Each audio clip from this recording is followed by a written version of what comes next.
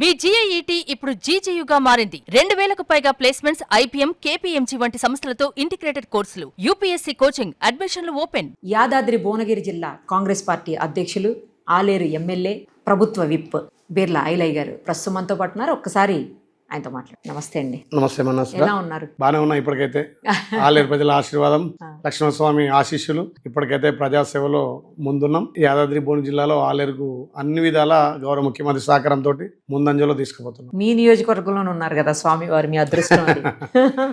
మా ఇంటి విలేయల్పు స్వామివారి సన్నిధిలో మా ప్రజాప్రభుత్వం వచ్చినాక కూడా స్వామివారి గిరి ప్రదక్షిణ స్టార్ట్ చేసినాం. 10,000 మంది దాటుతున్నారు. ప్రతి సంవత్సరం అయ్యప్పలు కూడా కనీసం 30-40 మంది వచ్చి గిరిప్రదక్షిణ చేస్తారు. ఎట్లయితే అరుణాచలం గిరిప్రదక్షిణ ఉందో ఆ మాదిరిగా మన ప్రభుత్వం వచ్చిన తర్వాత నేను దగ్గరుండి అప్పుడున్నటువంటి ఈవో భాస్కర్రావు అని చెప్పి ఇప్పుడు డిప్యూటీ కలెక్టర్ ఉన్నాడు, మొత్తం రోడ్ వేసి భక్తులకు ఇబ్బంది లేకుండా రోడ్ వేయడం వల్ల పోతుంటే లక్ష్మణస్వామి నామస్మరణలు, లైటింగ్, స్వాతి నక్షత్రం స్వామివారి జన్మ నక్షత్రం. ఆ రోజు సుమారు 10 నుంచి 20,000 మంది ప్రతి నెల తిరుగుతున్నారు. ఇంకా ఇప్పుడు అది డైలీ కార్యక్రమం కూడా తయారైంది. ఎందుకంటే కొంత హెల్త్ బాగాలేని వాళ్ళు కానీ లేకపోతే ఏదైనా మొక్కున్న వాళ్ళు కానీ గిరి ప్రదక్షిణ స్టార్ట్ చేశారు.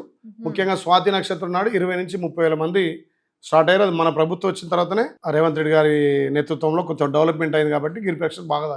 ఓకే, మరి అంత ఇలవేల్పు మీకు ఇంత మీరు అభిమానిస్తున్నారు, ప్రేమిస్తున్నారు ఆ స్వామివారిని, ఎందుకని మన పాలక మండలి దాంట్లో మీకు ఏమి స్థానం లేకుండా అయింది? ఎందుకు నేను లోకల్ ఎమ్మెల్యేని కదా, నాకు స్థానం లేకపోవడం ఏంది? మీ ప్రమేయం లేకుండా మీకు స్థానం ఇవ్వకుండా వాళ్ళే నిర్ణయాలు తీసుకున్నారా? ముఖ్యమంత్రి మాతో చర్చించిండు కదా, చర్చించి మాకు చెప్పి వేసిండు కదా. అంటే ఉమ్మడి నల్గొండ జిల్లా వాళ్ళకి ఎవరికి?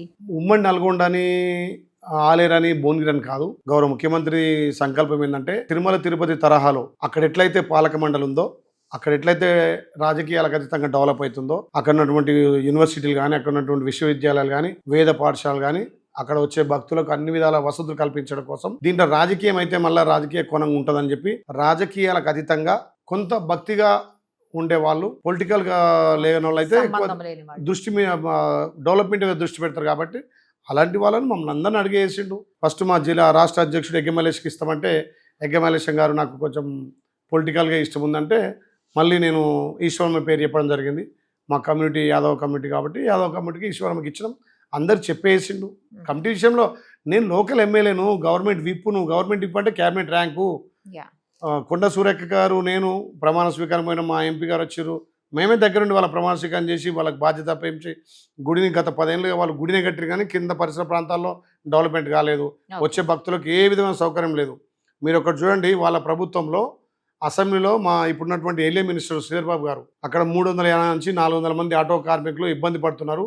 మీ ప్రభుత్వం వచ్చిన తర్వాత వాళ్ళ పొట్ట మీద కొట్టారు. ఆటో కార్మికులు కొండపైకి ఎక్కియాలంటే వాళ్ళ ప్రభుత్వం పెడచేయని పెడితే మన ప్రభుత్వం రాగానే నేను అసెంబ్లీలో మాట్లాడి ముఖ్యమంత్రిని నొప్పించి సురేఖక్క గారు నేను ఇద్దరం కూడా ఆటో కార్మికులకు ఉపాధి కల్పించాం. ఇలా 500 మంది ఆటో కార్మికులు దానివల్ల జీవనోపాధి కలుగుతుంది.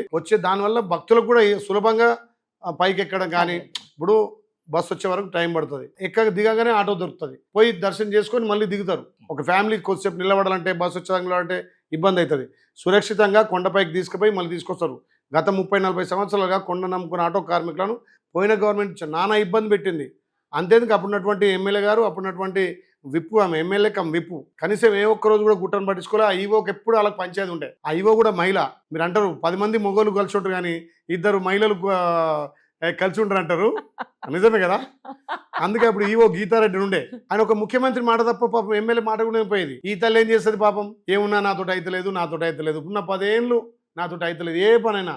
ఆటో కార్మికులు అమ్మ మీరు చూడండి, ఇంటి మీద కూర్చొని అమ్మ భార్య పిల్లలు పస్తులుంటున్నారు, మేము చావాలన్నా అమ్మ, ఎట్లా మాకు బతుకు తెరవలేదు, నువ్వు ఎమ్మెల్యే కదా, ప్రభుత్వం నీది కదా, నువ్వు గవర్నమెంట్ విప్ అంటే క్యాబినెట్ ర్యాంకు మంత్రి హోదా ఉన్నావు, మాకు చేయంటే మేము అందరం చస్తున్నాం, మా బతుకులు చావాలంటే మన నన్ను చావమంటావా అన్నది. అంటే నువ్వు చావడానికే ఓట్లేసిరా నీకు అంటే? అప్పుడు కోఆర్డినేషన్ లేక. కాకపోతే కేసీఆర్ సంకల్పం ఏంటంటే ఆయనకు బ్రాండ్ రావాలి. గతంలో శ్రీకృష్ణదేవరాయలు ఇది కట్టాను, లేకపోతే కాకతీయులు ఇది కట్టాను, రాజులు చేరుదో అన్నట్టుగా నేను గుట్టను కట్టాలని ఒక ఆయన సంకల్పం బ్రాండ్ కోసం కట్టిన తప్ప భక్తుల సౌకర్యం కోసం కాదు. దాని చుట్టూ డెవలప్మెంట్ కోసం షాపులు కోల్పోయిన వాళ్ళు, దుకాణాలు కోల్పోయిన వాళ్ళు, భూములు కోల్పోయిన వాళ్ళకి ఇప్పటికి కూడా ఎవరికీ న్యాయం జరగలే. మా ప్రభుత్వం వచ్చినాక 118 షాపులకు నేను అలికేషన్ చేసి షాపులు ఇచ్చేసినాం. ఇలా కొబ్బరికాయ కొట్టే విధానం తెచ్చినాం, గిరి ప్రదక్షిణ చేసినాం. పైన డార్మెట్ హాల్. ఇప్పుడు ఆరోగ్యం బాగాలేకపోతే స్వామివారి సన్నిధిలో పడుకుంటే కొంత న్యాయం అవుతుందని కొంత గతం నుంచి పురాతనం నుంచి ఉన్నది. లేకపోతే ఏమైనా తండ్రిలో తల్లిలో కాలం చేస్తే ఒకరోజు దేవుని సన్నిధిలో నిద్ర చేయాలనే సాంప్రదాయం ఉంటుంది. దాన్ని మొత్తం నిషేధించిండు. 9 దాటితే గుట్ట మీద ఎవ్వరు ఉండొద్దు, పోలీసులు కట్టెలు పట్టుకొని కిందకు తోలే కార్యక్రమం చేసిండు. మేము వచ్చిన తర్వాత డార్మెంట్ హాల్ ఓపెన్ చేసిన 1000 మంది పడుకునేట్టుగా పైన, అంటే స్వామివారి సన్నిధిలో పడుకునేట్టుగా డార్మెంట్ హాల్ కూడా ఓపెన్ చేసిన. మనం మా గౌరవ ముఖ్యమంత్రి తోటి మళ్ళీ 100 కోట్లు శాంక్షన్ చేసి ఒక 200 మంది నిద్ర చేసే విధంగా విఐపీలకు గెస్ట్ హౌస్లుగా 60 గెస్ట్ హౌస్లకు ప్లాన్ చేసినాం. ఇలా పార్కింగ్ పెంచుతున్నాం. కొబ్బరికాయ కొట్టేది, అఖండ దీపం. అక్కడ లోకల్ ఉన్న వాళ్ళకి ఎంత ఫెసిలిటీ అంటే ప్రతి శనివారం లోకల్ దర్శనం చేసుకోవాలి. ఆధార్ కార్డు చూపిస్తే ఫ్రీ దర్శనం. మంగళవారం కూడా తిరుపతి ఎట్లయితే శనివారం లోకలకు దర్శనం ఇస్తారు, అదే సాంప్రదాయాన్ని ఇక్కడ లోకల్లో ఆధార్ కార్డు చూపిస్తారు, ఫ్రీ దర్శనం మంగళవారం. అంటే మేము వచ్చిన తర్వాత చాలా మార్పులు అయినాయి. వచ్చే భక్తులకు సులభతరంగా స్వామివారి దర్శనం అయ్యి కొద్దిగా అక్కడ సేద తిరగడానికి కూడా అవకాశం కల్పించాం. కాబట్టి ఆ గవర్నమెంట్లో ఏమున్నా వాళ్ళు దాచుకురు. వాళ్ళకి ఏముందంటే మేము ఎమ్మెల్యేలం, మేము మంత్రులం, మేము విప్పులం, ఓ ఎస్కాటు, బండి, ఆ బంగ్లా గదే చేసే తప్ప ప్రజలను ఎప్పుడు పట్టించుకోలే. అందుకే గత 10 ఏళ్ల పాలనకు, మా 2.5 సంవత్సరాల పాలనకు మీరు డెవలప్మెంట్లో చూడండి, ప్రజలతో మమేకం చూడండి, వాళ్ళకేం తేడా ఉంది, మాకేం తేడా ఉంది. నేను రోడ్ పోతే విలేజ్ పోయినా ఒక 50 ఇండ్లు కలిసి కూడా పోతా, అమ్మ బావురామ్మ అంట. ఎందుకంటే వాళ్ళందరూ ఓటేసారు కాబట్టి ఎమ్మెల్యే అయినా. నేను డైరెక్ట్ ఎమ్మెల్యే కాలే కదా. ప్రతి ఒక్కరు మీలాంటి వాళ్ళు ఆస్వాదిస్తే ఎమ్మెల్యే అయినా. అందరిని అక్క, చెల్లె, మా అమ్మ అని పోతే ఎవ్వరు కూడా మా బిడ్డ అంటారు తప్ప ఈ రోజు వరకు ఎవరు ఎమ్మెల్యే అని పిలవలే. గతంలో వాళ్ళు ఉన్న వాళ్ళు ఎవరైనా ఎమ్మెల్యే గారు అంటే ఏమంటున్నావు మేడం అనాలి, సార్ అనాలని పిలుచుకునేది. వాళ్ళని మేడం సార్ అని పిలుచుకునే సాంప్రదాయం తెచ్చారు. కానీ నేను మా బిడ్డ, మా కొడుకు, మా ఆయిలయ్య, చిన్న పిల్లల్ని అడుగురు పోయి ఈయన ఎవరంటే బీగిలే అంటారు తప్ప మా ఎమ్మెల్యే ఇంతవరకు ఎవరన్నారు. అంటే నాకు కూడా అందరికీ అన్నదమ్ముల లెక్క, అక్కజెల్ల లెక్క అన్నదమ్ము కలిసి వాళ్ళ బిడ్డగా వాళ్ళ మనసులో ఉండాలనే తప్ప ఏదో అధికారం ఉన్నంతసేపు వృద్ధి, నేను గవర్నమెంట్ విప్పును, నేను క్యాబినెట్ ర్యాంకును, ఎమ్మెల్యేను అంటే ఏముంటుంది? 5 ఏళ్ళే కదా. అందుకే ఆ స్వామివారి సహకారం, ఆ స్వామివారి ఆశీస్సులతోటి ఆలేరు ప్రజలకు సేవ చేసే అదృష్టం దొరికింది. అందుకే ఏ ఛానల్తో చెప్పినా, ఎవరితో చెప్పినా ఆలేరుకు నేను నాయకుని కాదు, సేవకుని అని చెప్తున్నా. అంటే సేవ చేసే అదృష్టం ప్రజలు కల్పించారు కదా. ఎంత స్వామివారి ఆశ ఉన్నా ఏది ఉన్నా మళ్ళీ ఓటర్ దేవుళ్ళే కదా మనం ఆస్వాదించేది. మంచి అయితే దీవిస్తారు, మంచి కాకపోతే ఇంట్లో కూర్చోబెడతారు. బీర్ల ఐలయ్య గారు, నీళ్ళ ఐలయ్య గారు, తర్వాత ఇండ్ల ఐలయ్య గారు, ఏంటి ఇన్ని పేర్లు మీకు? అలియాస్ అలియాస్ అలియాస్ ఎన్ని పేర్లు పెట్టుకుంటారు? అంటే నా బాధ్యత నేను నిర్వహిస్తున్నా. నిజంగా నాకు చాలా సంతోషాన్ని ఎప్పుడు ఇచ్చిందంటే, పేదోడి సొంతింటి కళ నెరవేర్చి ఆ గ్రూప్ రేషన్ ఎమ్మినప్పుడు వాళ్ళ కళ్ళకెళ్ళ నీళ్ళు వస్తున్నాయి. ఏందమ్మా అంటే మేము 10 ఏళ్ళాయే ఎండకు ఎండినాం, వానకు నాన్నం. మన ప్రభుత్వం గౌరవ ముఖ్యమంత్రి రేవంత్ అన్న వచ్చినాక శాఖ మార్చిన పొంగులేటి సీనన్నతోటి నువ్వు ఇంత చనువుగా ఉన్నావు కాబట్టి ఇందిరమిండ్లలో ఆలేరు తెలంగాణలో నెంబర్ 1. అన్ని నియోజకవర్గాలకు 3,500 వస్తే నాకు 3,700 వచ్చినాయి. ఆ 200 కూడా ఎందుకు వచ్చినాయి మీకు తర్వాత చెప్తా. నేనేంటంటే ఇందిరమిండ్లు కట్టే వాళ్లకు కొంత అక్కడ చిన్న ప్రాబ్లమ్స్, అంటే ఇసుక దొరకపోవడం కానీ, లేకపోతే ల్యాండ్ చిన్న డిస్ప్యూట్ ఉండి గతంలో గవర్నమెంట్ ల్యాండ్ ఇస్తే దానికి పర్మిషన్ ఇవ్వకపోవడం కానీ, లేకపోతే టెక్నికల్ ఇష్యూల వల్ల కొంత ఉంటే నేను మార్నింగ్ వాక్ చేస్తున్నాను. పొద్దున 6 గంటలకు పోయి 10 గంటల వరకు వాళ్ళ ఊళ్ళో మొత్తం తిరుగుతున్నా. ఒక 50 ఇండ్లు శాంక్షన్ అయితే ఎందుకు కట్టలేకపోతారు? కొంత మరీ పేదరాలు డబ్బు రూపాయి లేకుండా కూడా ఇల్లు శాంక్షన్ చేసినాం. అలాంటి వాళ్ళకు మహిళా సంఘం నుంచి 1,00,000 2 లక్షలు ఇప్పిస్తున్నాం అడ్వాన్స్గా. మహిళా సంఘం డిఆర్డీ నాగిరెడ్డి అని చాలా యాక్టివ్ పనిచేసిండు. అప్పటి కలెక్టర్ కూడా పనిచేసిండు. జేసీ భాస్కరరావు గారు కూడా చాలా పనిచేసారు. మహిళా సంఘాల నుంచి 1,00,000 2 లక్షలు ఇప్పిస్తే మన గవర్నమెంట్ సిస్టమ్ ఏంటంటే ఫస్ట్ ఫ్లాట్ ఫోటో క్యాప్చర్ చేసి బీఎస్పీట్ అంటే బునాది చుట్టూ బునాది కట్టిన తర్వాత ₹1,00,000 అకౌంట్ ఇస్తుంది. అది కట్టడానికి కూడా డబ్బులు లేకపోతే సంఘబద్ధం నుంచి ఇప్పిస్తున్నాం, సంఘాల నుంచి ఇప్పిస్తున్నాం. సంఘాలంలో ఆమె లేకపోతే నేను సొంతంగా ₹50,000 ₹1,00,000 ఇచ్చిన. కేసీఆర్ దత్తత తీసుకున్న వాసాల మరిల్ని ఆకలాగవను మీటింగ్లో కూర్చోబెట్టి అమ్మ నీకు ఇల్లు ఇస్తా అని చెప్పి ఆమెతో 6 నెలలు బందిని ఆ ఊరును మర్చిపోయిండు, ఆమెను మర్చిపోయిండు, ఆ ఊరును వల్లకాడు చేసిండు. అందుకే మీకు వెళ్ళాక చెప్పిన 200 ఎందుకు వచ్చినాయంటే గౌరవ ముఖ్యమంత్రి గారు నా జన్మదినం నాడు వాసాల మరిలో పక్కనే తిమ్మాపూర్లో సభ పెట్టిండు. అప్పుడు 1,500 కోట్లతోటి గంధమల ప్రాజెక్టు, సీసీ రోడ్లు, డ్రైనేజు, కల్వర్ట్లు, హై లెవెల్ బ్రిడ్జీలు అన్నీ కలిసి 1,500 కోట్లతోటి ఆ రోజు ప్రారంభించిండు. అదే రోజు చెప్పిన అన్నగా మాజీ ముఖ్యమంత్రి కేసీఆర్ గారు farm house, Gajwel farm house నుంచి గుట్టకు రావడానికి ఆయన ఒకటి డ్రీమ్, బాణం కొడితే చక్కగా ఎట్లా వద్దో అట్లా రోడ్ చేసుకున్నానా. ఆ క్రమంలో అక్కడ ఉన్నటువంటి వాసాల మరి కానీ కొండపూరు 100 ఇళ్ళు మొత్తం వల్లకాడు చేసిండు. ఇంకా ఊరు పేరే మార్చిండు. ఇది మీరు ఏమనుకుంటారు బి వాసాల మరి అని చెప్పిండు. బి వాసాల మీద నడితే బంగాళ వాసాల మరి చేస్తాడు కానీ బతుకుదేరు లేని వాసాల మరి వేసి ఇండ్లు కొలగొట్టిండు. కాబట్టి నాకు ఇండ్లు శాంక్షన్ అంటే ఇమీడియట్లీ అధికారులను పురమాయించి ఎన్ని అవసరం ఉంటాయి అంటే ఇప్పటికీ 150 ఇండ్లు శాంక్షన్ చేసినాం. మళ్ళీ మొన్న మా వైటీడీ మీటింగ్ నాడు చెప్పిండు 1 నెల రోజుల్లో మళ్ళీ వాసాల మరికి వస్తా. అందరితోటి కలిసి భోజనం చేస్తా. ఎలిజిబుల్ ఉన్నటువంటి అర్హత ఉన్నటువంటి ప్రతి ఒక్కరికి ఇల్లు ఏంటంటే మళ్ళీ 50 ఇండ్లు శాంక్షన్ చేసినాం. ఇవాళ 150 ఇండ్లు సామూహిక గృహప్రవేశాలు చేసినటువంటి తెలంగాణలో ఏకైక నియోజకవర్గం ఆలేరు. అందులో తుర్కపల్లి మండలం వాసాలమర్రి గ్రామం. ఆగస్టు 15లో మళ్ళీ ముఖ్యమంత్రి గారు ఆలేరు సమయం ఇస్తున్నాడు. ఆ వాసాలమర్రితో పాటు ఇంకా అక్కడ ఉన్నటువంటి డెవలప్మెంట్ కార్యక్రమాల మీద దృష్టి పెడతాడు. అందుకే ప్రతి పేదోడి సొంతింటికి నేర్చారు కాబట్టి. అదే కాకుండా విలేకరులు ఇల్లు కట్టుకుంటే 50 బస్తాల సిమెంట్, 100 బస్తాలు విలేకరులకు, హ్యాండిక్యాప్డ్ ఉంటే వాళ్ళకి 50 బస్తాలు, ఇంకేమైనా పేదోళ్ళు ఉంటే మా ఫౌండేషన్ నుంచి 50 బస్తాలు, లేకపోతే ఒక 10,000, 20,000, 50,000 ఇస్తున్నాం. మేము గృహప్రవేశాల్లో పోటీ పెట్టినాం. మీ ఊళ్ళో 50 శాంక్షన్ అయిన అనుకోండి, ఎవరు ముందుగా గృహప్రవేశం చేస్తే వాళ్ళ ఇంటికి స్వయంగా నేను మీ ఇంటి పెద్ద కొడుకు లెక్కన మీ తమ్మి లెక్క వచ్చి మీకు పట్టు బట్టలు పెట్టి పెద్ద యాట పొడేలు 20,000 పొడేలు టీవీలో చూడండి. అసలు నేను కూర్చుంటే కూడా ఎత్తుకపోతుంది అంత పెద్ద పొడేళ్ళు. 20,000 పొడేళ్ళు ఇస్తున్నాం. అది పెద్ద 20,000 పెద్ద లెక్క కాదు. ఆ ఇంటికి ఇప్పుడు మీరు ఎంత చేసినా మీ వారు ఒక దసరాకి ₹1,00,000 చీర తెస్తాడు.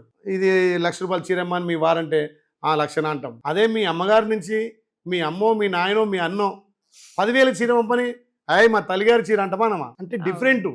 ఆ ప్రేమ అనేది ఇప్పుడు నేను ఇచ్చే పొట్టేలో బట్టలో కాదమ్మా. ఒక వాళ్ళ ఇంటి పెద్ద కొడుకు లెక్క నేను పోయి స్వయాన గృహప్రవేశం చేసి పాలు పొంగిచ్చి వస్తే అరే మా అన్న వచ్చిండు, మా బిడ్డ వచ్చిండు, మా కొడుకు వచ్చిండు, దాంతో పోటీపడి గృహప్రవేశాలు తొందర చేసిండు. ఇలా గృహప్రవేశాల్లో ఆలేరు నెంబర్ 1. ఇప్పటికి సుమారు 90 పైగా గృహప్రవేశాలు చేసి నేను స్వయంగా అంటే 2,500 గృహప్రవేశాలు అయినాయి. 90% పైగా నేను అన్ని అటెండ్ అయ్యి నేనైతే పోటీ పెట్టిన ఊర్లో ఒక్కరికే. మొదట ఎవరైతే కంప్లీట్ చేస్తారో వాళ్ళకు పట్టుబట్టలు పొడేలు. ఇప్పుడు ఏం చేశారు, అన్న మాకు పొడి లేకుండా సరే మా ఇంటికి రావాలంటున్నారు. ఊర్లో 10 గృహప్రవేశాలు రమ్మంటున్నారు. ఇక అయినా ఫస్ట్ వీళ్ళకి పొట్టేలు ఇచ్చి మిగతా వాళ్ళకి బట్టలు ఇచ్చి వాళ్ళకి సన్మానం చేసి వాళ్ళు ఇంతో ఛాయో ఇంట్లో పాలో తాగొస్తే వాళ్ళు హ్యాపీ అప్లై అవుతున్నారు. నీ ఇంట్లో అయిలే అన్నారు, మీరు ఇంకోటి నీళ్ళు అయిలే అన్నారు. కేసీఆర్ జలయజ్ఞం పేరు మీద కోట్లు దోసుకున్నాడు. ఆయన కట్టిన కాళేశ్వరం 2023 లోపే కూలిపోయింది. 3 ఏళ్లలో కట్టుడు అయింది, 3 ఏళ్లలో కూలుడు అయింది. అందుకే మీరు కూలేశ్వరం అంటారు. నేను అన్నట్టు కాదు, ప్రజలు కూడా అంటున్నారు. ఏదైతే నుంచే మీరు నీళ్లు వాడుకొని మీ నియోజకవర్గాన్ని అభివృద్ధి చేశారు. రైట్, మంచి మాట మాట్లాడు. కూలేశ్వరం దగ్గర మేడిగడ్డ నుంచి నింపి అన్నారం నుంచి సుందిల్లా, ఈ 3 నింపిన తర్వాత గౌరవ కీర్తిశేషులు రాజశేఖర రెడ్డి గారు ఏదైతే శ్రీపాద ఎల్లంపల్లి కట్టిండో దానికి వస్తాయి. వాళ్ళ ప్రభుత్వంలో ఈ 3 ఎత్తిపోసిర్రు. మళ్ళీ ఆ వర్షాలు పడిన తర్వాత 3 కిందికి వెళ్ళిపోయినాయి. అంటే నింపినాయి. ఇప్పుడు కాళేశ్వరం ప్రాజెక్టు, మేడిగడ్డ పంపు ఎత్తిపోవడం, మేడిగడ్డ నుంచి అన్నారం నుంచి సుందిల్ల నుంచి శ్రీపాద ఎల్లంపల్లి. అంటే శ్రీపాద ఎల్లంపల్లి కాంగ్రెస్ పార్టీ కట్టిన ప్రాజెక్టు. ఈ 3 సంవత్సరాలు మేడిగడ్డ కూలిపోయినా, మేడిగడ్డ నుంచి నీళ్ళు లిఫ్ట్ చేయకున్నా, అన్నారం సుందిల్ల వాడకున్నా, కీర్తిశేషులు రాజశేఖర రెడ్డి గారు ఏదైతే శ్రీపాద ఎల్లంపల్లి చేసిండో అక్కడి నుంచి ఎత్తినమే నీళ్లు. అందుకే కాళేశ్వరం నీళ్ళు కాదు, అక్కడి నుంచి లిఫ్ట్ చేసినాం. కాకపోతే కేసీఆర్ కట్టినటువంటి మల్లన్న సాగర్, కొండపోచమ్మ వాడుతున్న మాట వాస్తవము. కానీ మల్లన్న సాగర్ కట్టుకుంటూ కొండపోచమ్మ కట్టుకుంటూ వాడు కడుపు నిండా చల్లగా నీళ్లు పెట్టుకున్నారు. మరి మా ఆలేరు ఏం పాపం చేసింది? గతంలో ఉన్న ఎమ్మెల్యే గారు ప్రభుత్వ విప్పు, ముఖ్యమంత్రికి పుత్రిక అని చెప్పుకుంటుంది. మా నాన్న నేను వాళ్ళ ఇంట్లో బిడ్డ లెక్కుంటా అన్నది. మరి వాళ్ళేమో కడుపు నిండా నీళ్ళు పెట్టుకుంటారు. ఆలేరు ప్రజలు ఏం పాపం చేశారు? 2 సార్లు హెలికాప్టర్ వేసుకొని గంధమల్ల చుట్టూ తిరిగి ఫస్ట్ 8.4 8.9 ఒకటి, అది తర్వాత రెండోసారి 4.8 అన్నాడు. కనీసం తట్టేడు మట్టి తీయలేదమ్మా. నా జన్మదినం నాడు సుమారు 600 నుంచి 700 కోట్లతోటి గంధమల శాంక్షన్ చేసిన, స్టోన్ వేయించిన, ల్యాండ్ యాక్విజిషన్ కంప్లీట్ చేసిన, 30 కోట్లు.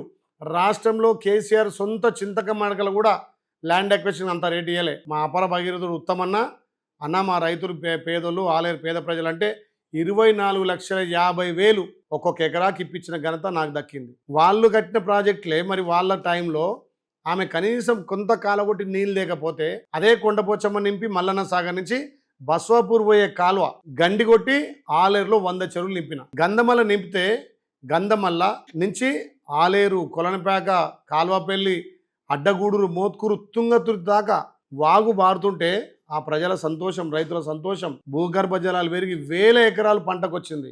1000 ఎకరాలు పంటకు రావడం కాదు, భూగర్భ జలాలు పెరిగినాయి, 100 చెరువులు నింపిన. మరి ఆమె సమయంలో ఆమె నా లెక్కనే విప్పు, నా లెక్కనే ఎమ్మెల్యే. నేను ఇప్పుడు ముఖ్యమంత్రికి ఎట్లా దగ్గర ఉన్నో ఆమె కూడా కేసీఆర్ దగ్గర ఉండే. మరి ఎందుకు కట్టలేకపోయింది? కట్టలేదు. ఇప్పుడు నేను ప్రాజెక్టు ఇప్పుడు శాంక్షన్ చేయించిన, మరి 3 ఏళ్ళ నుంచి అయితే గంధమల్ల నింపుతున్నా కదా, నింపుతలేదా? సొంత డబ్బులు నా బిర్లా ఫౌండేషన్ నుంచి 80 లక్షల రూపాయలు ఖర్చు పెట్టి కాలువ గండి కొట్టి అక్కడ ₹1 కోటి రూపాయలతోటి గవర్నమెంట్ పైసలు ₹1 కోటి రూపాయలతోటి షెటర్ వేయించి ఓటీలు కట్టించి ఇప్పటికి మా ఉత్తమన్న 8 చెక్ డ్యామ్లు ఇచ్చిండు. ఓటీలకు పర్మిషన్ తీసుకొని 100 చెరువులు నింపిన. అందుకే నీళ్ళు అయిలే అంటున్నారు. టీఆర్ఎస్ వాళ్ళని అడుగు, బీజేపీ వాళ్ళని అడుగు, నీళ్ళు నింపిడు మా అన్న అంటాడు. కాకపోతే వాళ్ళు పార్టీ బీజేపీ అంటారు కానీ నాకు బీజేపీ వాళ్ళు ఓటేసారు, టీఆర్ఎస్ వాళ్ళు ఓట్లేసారు.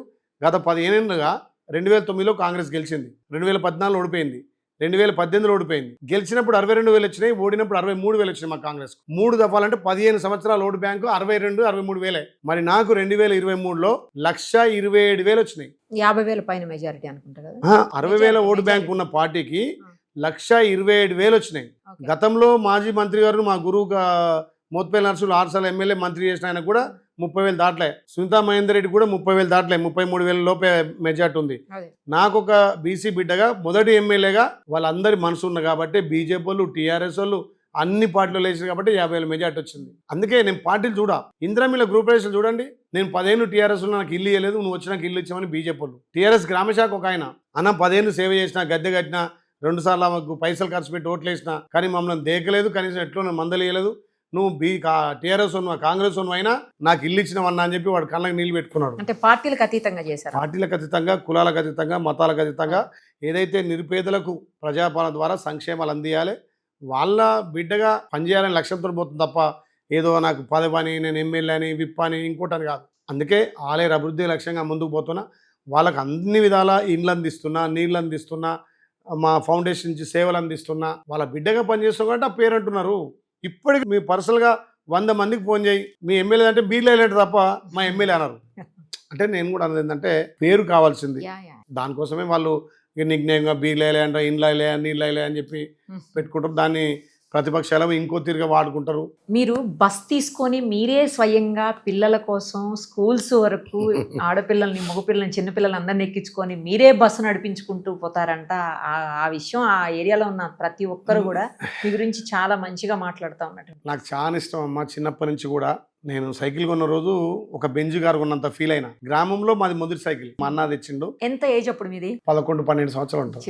చిన్నప్పుడు ఆ రోజు సైకిల్ కొంటే ఒక బెంచ్ కారు ఉన్నంత దానికి దండేసి, పూలేసి, ఊదుబత్తీలు ముట్టి, అగరబత్తీలు ముట్టించి, కొబ్బరికాయ కొట్టి సైకిల్ ఎక్కినాం. అంటే మొదటి నుంచి కూడా నేను సైకిల్ దొక్కిన, కారు నడిపిన, లారీ నడిపిన, ఇటాచి నడిపిన, బస్సు నడిపిన, ఆఖరికి టాంగాలు కూడా నడిపిన, అంబులెన్స్ నడిపిన. నాకు డ్రైవింగ్ అంటే చాలా ఇష్టం. అందుకే మీరు చూడండి, నేను నడపని వెహికల్ లేదు. అందరి ఈ మధ్యలో నేను హార్డ్ వర్క్ చేసి ప్రజలకు దగ్గరుండి, ఇప్పుడు మీరు అన్నట్టుగా నీళ్ళు అయ్యాయని, ఇండ్లు అయ్యాయని ఇట్లా వాట్ చేస్తుంటే వాళ్ళు మాట్లాడుతుంటే ప్రతిపక్షాలు జీర్ణించుకోక అయిలే రీల్ కోసమే చేస్తుండు, రియల్ కాదంటున్నారు. ఈ మధ్యలో ఏం చేసిన అంటే, నేను ఎమ్మెల్యే కాకముందుకే పల్లెనిద్దరు చేసిన, మార్నింగ్ వాక్ చేసిన. ఎస్టీ తండాలలో గంట సేపు ఎస్టీలతోటి నిజంగా వాళ్ళు ప్రేమ ఆప్యాయత బాగుంటుంది. వాళ్ళ బంజారా పాటలు ఉంటే నేను కూడా డాన్స్ చేస్తాను. నేనే తీసి పండగ కూడా డాన్స్ చేసి వచ్చిన మా చెల్లెలతోటి. తీజ్ అంటే చిన్నపిల్లలు అంటే మహిళలు 20 ఏళ్ళ లోపు, 15 ఏళ్ళ లోపు అమ్మాయిలు 9 రోజులు పూజ చేసి, ఏదైతే బతుకమ్మ పండుగ అని మన హిందువులలో ఉంటుంది కదా, అంత బోనాల పండుగ అయితే వీళ్ళు గిరిజనులకు తీజ్ పండుగ చాలా ఇష్టం. ఒక మంచి పెట్టి, అంటే మంచి అంటే ఒక హైట్లో కట్టి అలా ఏది మట్టి వేసి గోధుమలు వేస్తారు. అంటే ఆడపిల్లలు ఎంత గడ్డి పెరిగితే, అంత మంచిగా పెరిగితే వీళ్ళు కూడా అంత డెవలప్ అవుతారు, అంత అదృష్టం అన్నట్టుగా అలా సెంటిమెంట్. ప్రతిసారి వాళ్ళతో నేను పండగ చేసుకుంటా. చూడు, మాజీ ఎమ్మెల్యేలు ఎప్పుడైనా తీసి పండగ పోతారా? హోలీ ఆడితే కూడా నేను మన గిరిజనులతో ఆడతా. అంటే వాళ్ళ ఆప్యాయత బాగుంటుంది అన్నట్టు. ప్రతి హోలీ గిరిజన తండాలను చేసుకుంటా. అయితే నేను అదే క్రమంలో మార్నింగ్ వాక్ చేస్తే దాని మీద ట్రోల్ చేస్తారు. నేను సైకిల్ యాత్ర చేసిన. ఆ మధ్యలో మోడీ గారు పెట్రోల్ ధర పెంచా, డీజిల్ ధర పెంచాను. 5 రాష్ట్రాలు అయిపోగానే, 5 రాష్ట్ర ఎలక్షన్లు అయిపోగానే డీజిల్ పెట్రోల్ పెంచిండు. ఏమనంటే యుద్ధం వల్ల ధర పెరిగింది అంటాడు. మరి అదే ఎలక్షన్ కాక ముందుకు పెంచాలి కదా. ఎలక్షన్ పెంచింది కాబట్టి నేను ఒక శపథం చేసిన.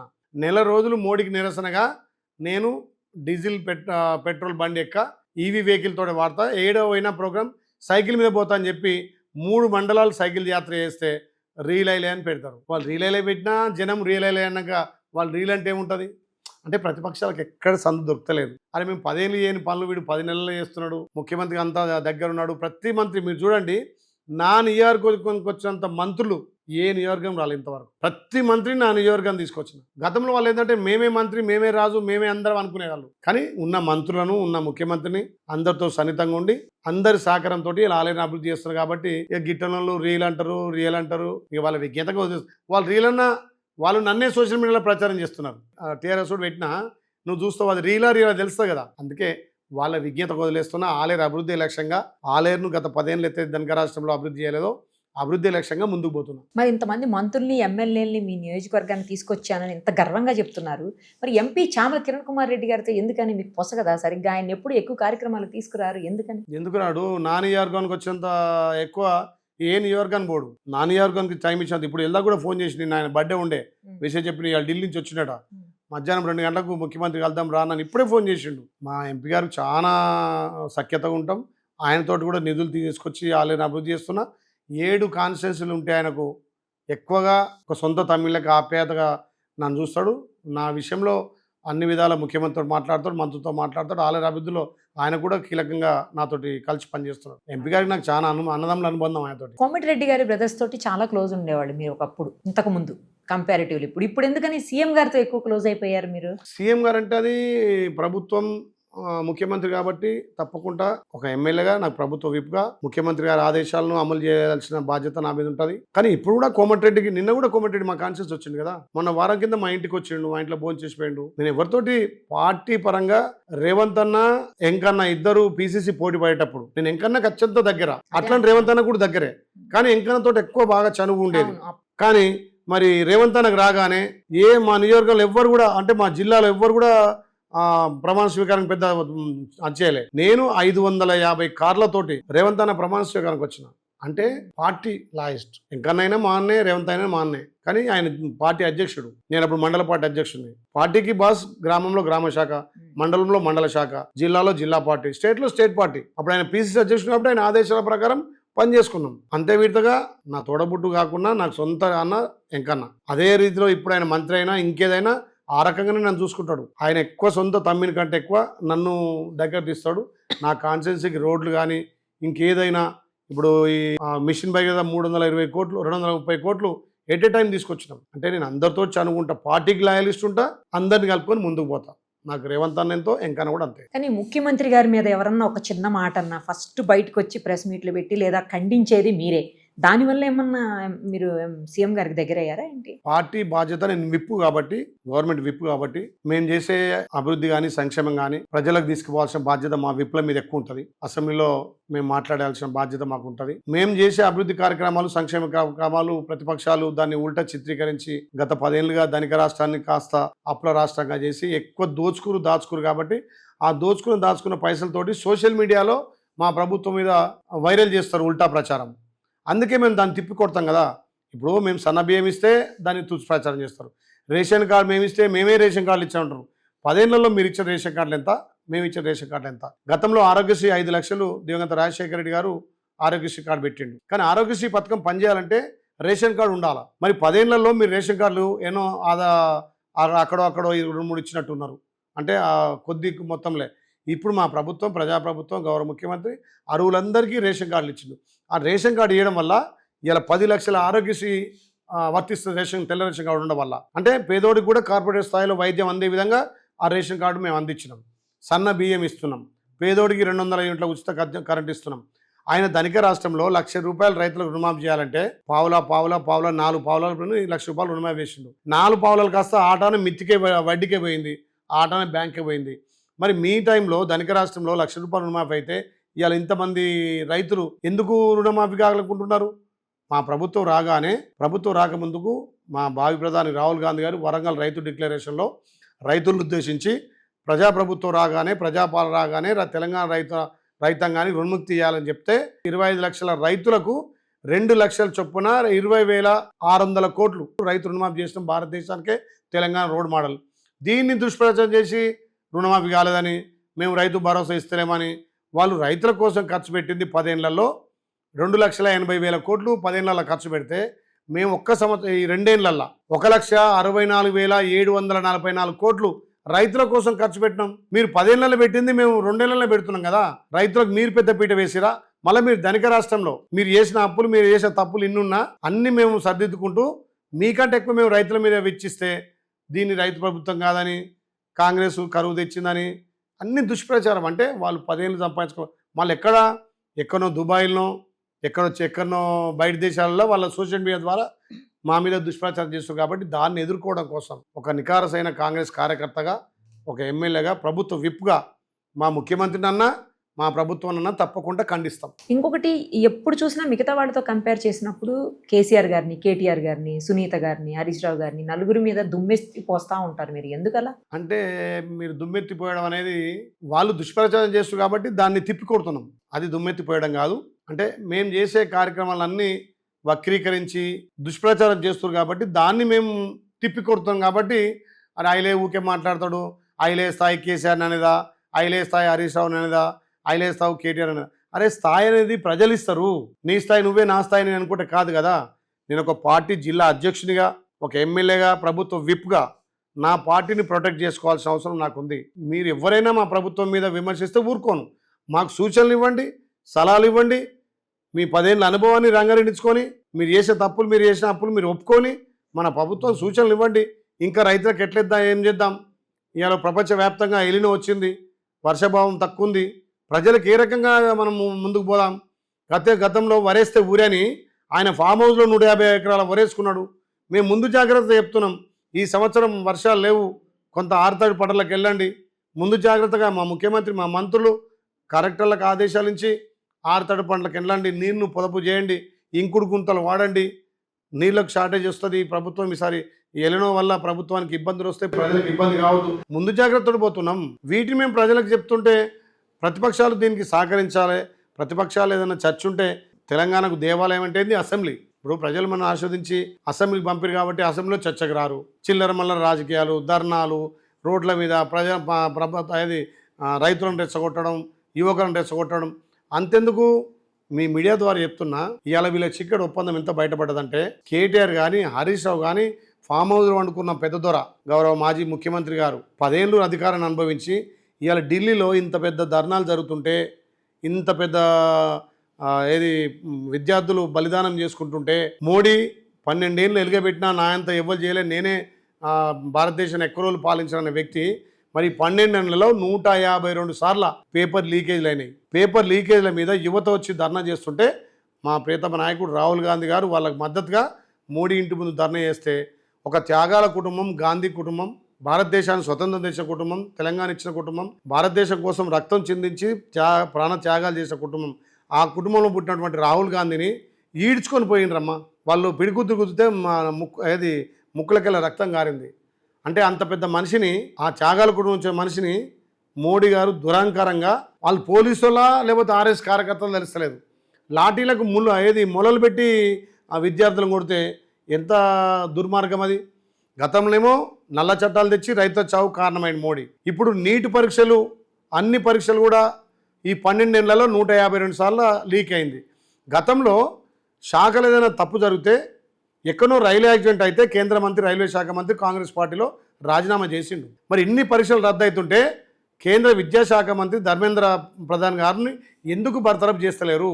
దాని మీద కదా యువకులు ధర్నా చేసింది. జంతర్ మంతర్లో కొడుతురి, అక్కడ రాహుల్ గాంధీ గారు, ప్రియాంక గాంధీ గారు నిరసన తెలిపి ధర్మేంద్ర ప్రధాన్ గారిని బర్తరఫ్ చేయమంటే బర్తరఫ్ చేయరు. అంటే ధర్మేంద్ర ప్రధాన్ కాపాడుకోవాలనేగా మీ ఉద్దేశం. శాఖ బాధ్యత వహించి ఆయన రాజీనామా చేయాలి కదా. విద్యార్థులే ఏం పాపం చేశారు? నేను 12 ఏళ్ళు మంత్రిగా చేసినా, నువ్వు తెలంగాణ, మన ఆంధ్రకే, తెలంగాణను వదిలేయవు, భారతదేశాన్ని ప్రపంచ దేశాలకు తాకట్టు పెడుతున్నావు, మా అదానికి అంబానికి భారతదేశాన్ని అమ్మేస్తున్నావు. నీది పరిపాలన లేకపోతే త్యాగాల కుటుంబం, గాంధీ కుటుంబం కానీ, రాహుల్ గాంధీ గారి తండ్రి రాజీవ్ గాంధీ గారు కానీ, వాళ్ళ నాయనమ్మ ఇందిరాగాంధీ గారు కానీ, కాంగ్రెస్ పార్టీ అధికారంకి వచ్చాక 2 సార్లు ప్రధాని అవకాశం ఉన్నా ప్రధాన పదవి కాదు, ప్రజలు ముఖ్యమని చెప్పి సోనియా గాంధీ మన్మోహన్ సింగ్ గారిని ప్రధాని చేసింది. 2వ రాహుల్ గాంధీ చేయొచ్చు, కానీ భారతదేశ ప్రజలు ముఖ్యం. ముందుగా మాకు పదవులు కాదు, భారతదేశంలో ఉండాలి, భారతదేశ ప్రజలను అభివృద్ధి చేయాలి. ఇందిరాగాంధీ ఎన్ని సంస్కరణలు చేసింది, బ్యాంకులను జాతీయం చేసింది, 20 సూత్రాల పథకం తెచ్చింది, ఆభరణాలు రద్దు చేసింది, సీలింగ్ యాక్ట్ తెచ్చింది. ఇది కాంగ్రెస్ చరిత్ర. అక్కడ మోడీ కార్పొరేట్ సంస్థల కొమ్ము కాసి ఇక్కడ 10 ఏళ్ళు ఈ తెలంగాణ దోసుకొని ఫామ్ హౌస్లో వండుకొని ఇవాళ బీజేపీ బీఆర్ఎస్ ఒకటి అనడానికి కేంద్రంలో ఇంత పెద్ద ధర్నాలు జరుగుతుంటే కేటీఆర్ కానీ హరీష్ రావు కానీ కేసీఆర్ నోరు మెరిపిండా? మాట్లాడుతున్నారా? కేటీఆర్ గారు అందరు తిట్టినాక అందరూ చీకొట్టినాక మీ చీకటి ఒప్పందం అని ఈయన సొంత జేబు సంస్థ కూడా పరీక్షల పేపర్ లీకేలో అయిన సంస్థ ఉంది కాబట్టి నిన్న అందరు అనంగనంగా చేసి ఎన్ని రోజులు అయితే ధర్నా జరగబట్టి. మరి రాహుల్ గాంధీ గారు కూడా ఎన్ని రోజుల నుంచో జరుగుతుంటే మొన్ననే కదా బయటకు వచ్చి ఆయన కూడా చేశారు. ప్రియాంక గాంధీ గారు కూడా ఎప్పటి నుంచి 25-26 రోజుల నుంచి జరుగుతుంటే లేదు కదా ముందు ఎప్పుడైనా ఖండించారు. పార్లమెంట్లో ప్రతిపక్ష నాయకుడు కొట్లాయిండు. కానీ మొన్న జంతర్ మంతర్ దగ్గర యువకుల మీద విద్యార్థుల మీద వీళ్ళ లాఠీ చార్జు వీళ్ళ బాష్పవాయువులు ఇవన్నీ ప్రకటించినాక దాని మీద చెల్లించి ఇక ఊరుకుంటే కాదు నేనే యుద్ధం చేస్తా అని చెప్పి మోడీ గారి ఇంటికి కూడా ధర్నా చేసిండు. ఎప్పటికైనా ప్రతిపక్ష నాయకుడిగా పార్లమెంట్లో వాళ్ళని చీల్చి చెండాడుతూ ఉన్నాడు. రాజ్యాంగాన్ని కాపాడుకోవాలంటున్నాడు, మన కాన్స్టిట్యూషన్ కాపాడుకోవాలంటున్నాడు. మీకు తెలుసు మొన్న ఎలక్షన్లలో నాకు 420 420 సీట్లు ఏరి రాజ్యాంగాన్ని మారుస్తుంటే రాహుల్ గాంధీ గారు ఒక మెసేజ్ చేసి మనం రాజ్యాంగాన్ని కాపాడుకుందాం, మన రాజ్యాంగాన్ని పరిరక్షించుకుందాం అంటేనే కదా అత్తేసారి 30 సీట్లు 20 సీట్లతోటో ప్రధానిగా మళ్ళీ 3సారి బాధ్యత చేపట్టిండు.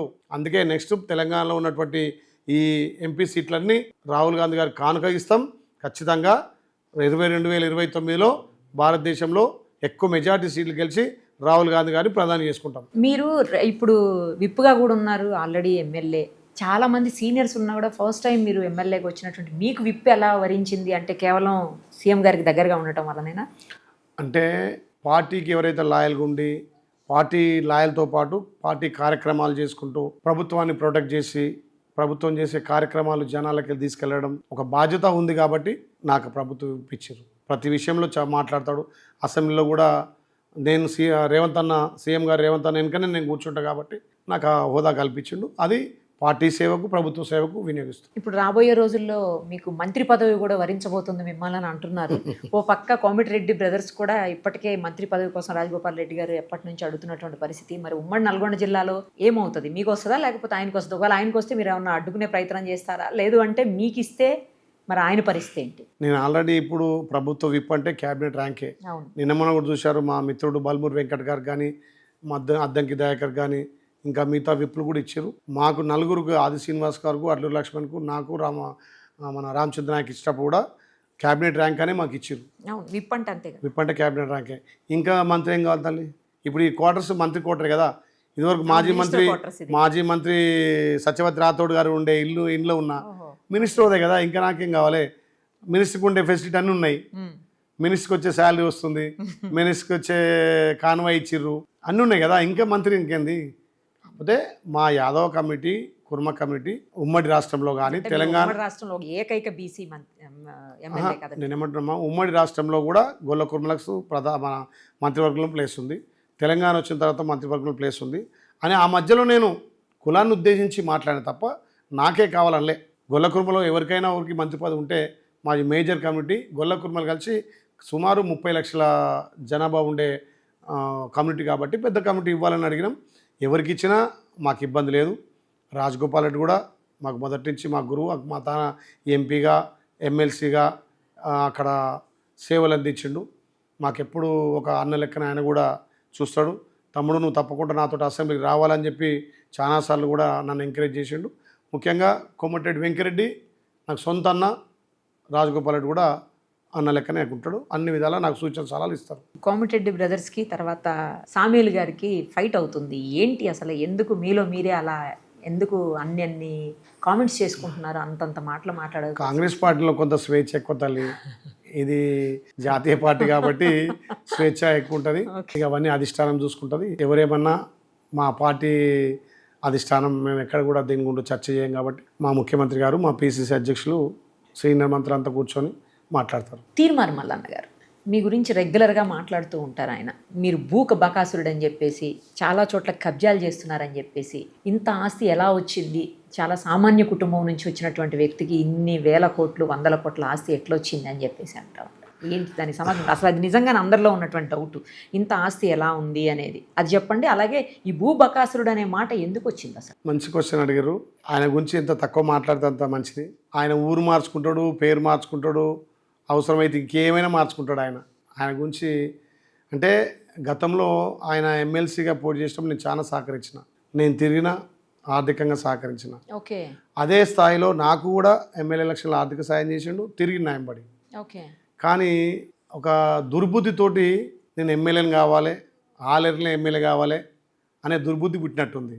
అయితే అంటే సంతోషం, ప్రజలు ఎవరిని ఆశీర్వదిస్తే, ఎవరు ప్రజలకు సేవలు అందిస్తే వాళ్ళకి ఇస్తారు. ఏ పార్టీ ప్రజలకు ఎక్కువ మేలు చేస్తే పార్టీకి ఇస్తారు, దాంట్లో తప్పు లేదు. కానీ గతంలో ఉన్నటువంటి మీరు అనే వ్యక్తికి ఇప్పుడున్న వ్యక్తికి చాలా తేడా. మీరు చూడండి, ఆయన చెప్పిన సోషల్ మీడియా ద్వారానే ఛాయ్ పైసలు అడిగినోడు 1000 కోట్లకు ఎదిగిండు. ఒకరిని అనేటప్పుడు ఒక కేళ్ళు నేను చూయిస్తే 4 ఏళ్ళు నీకే, ఒక కేళ్ళు అటు చూయిస్తే 4000 నీకు చూయిస్తాయి. నువ్వు నన్ను అంటున్నావు భూబక్కాసుడు అని, లక్షల కోట్లు 1000 కోట్లు అంటున్నావు. మరి ఛాయ్ పైసల కోసం ఫోన్పే అడిగినోనివి ఎన్ని లక్షల కోట్ల ఎక్కడి నుంచి వచ్చినాయి, ఎన్ని వేల కోట్ల ఎక్కడి నుంచి వచ్చినాయి? నీకు ఇచ్చిన ఎమ్మెల్సీ ఎవరి భిక్ష?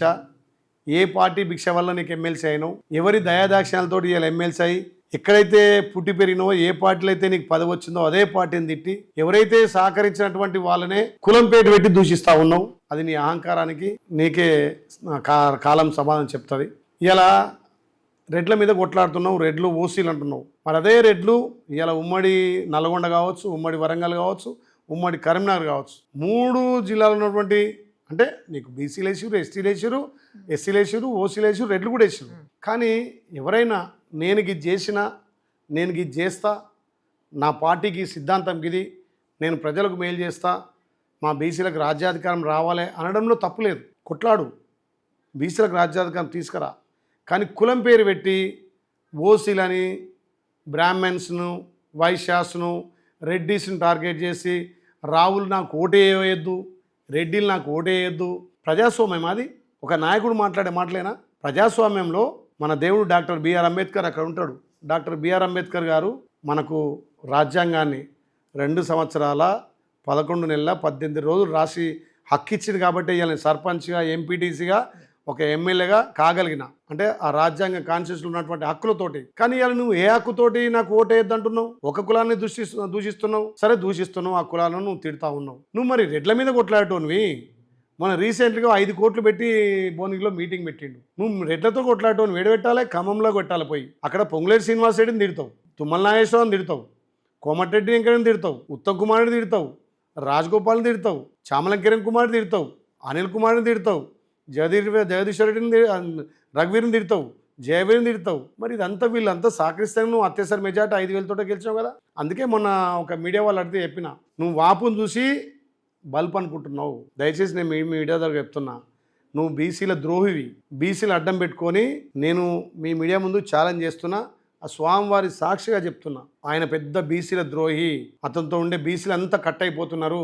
చాలామంది వీడు పెద్ద మూర్ఖుడు, డబ్బు ఎక్కువైనా ఎక్కింది, అమెరికా పోయి చందాలు తెస్తున్నాడు, 5 కోట్లు పెట్టి మీటింగ్ పెట్టిండు, బీసీలని అనగదొక్కుతుండని చెప్పి అతనికి ఎవరైతే సహకరించి ఎమ్మెల్సీ కావడానికి ప్రయత్నం చేసిండో వాళ్ళే ఇలా అలా అనగదొక్కుతుంటే పక్కకు జరుగుతున్నారు.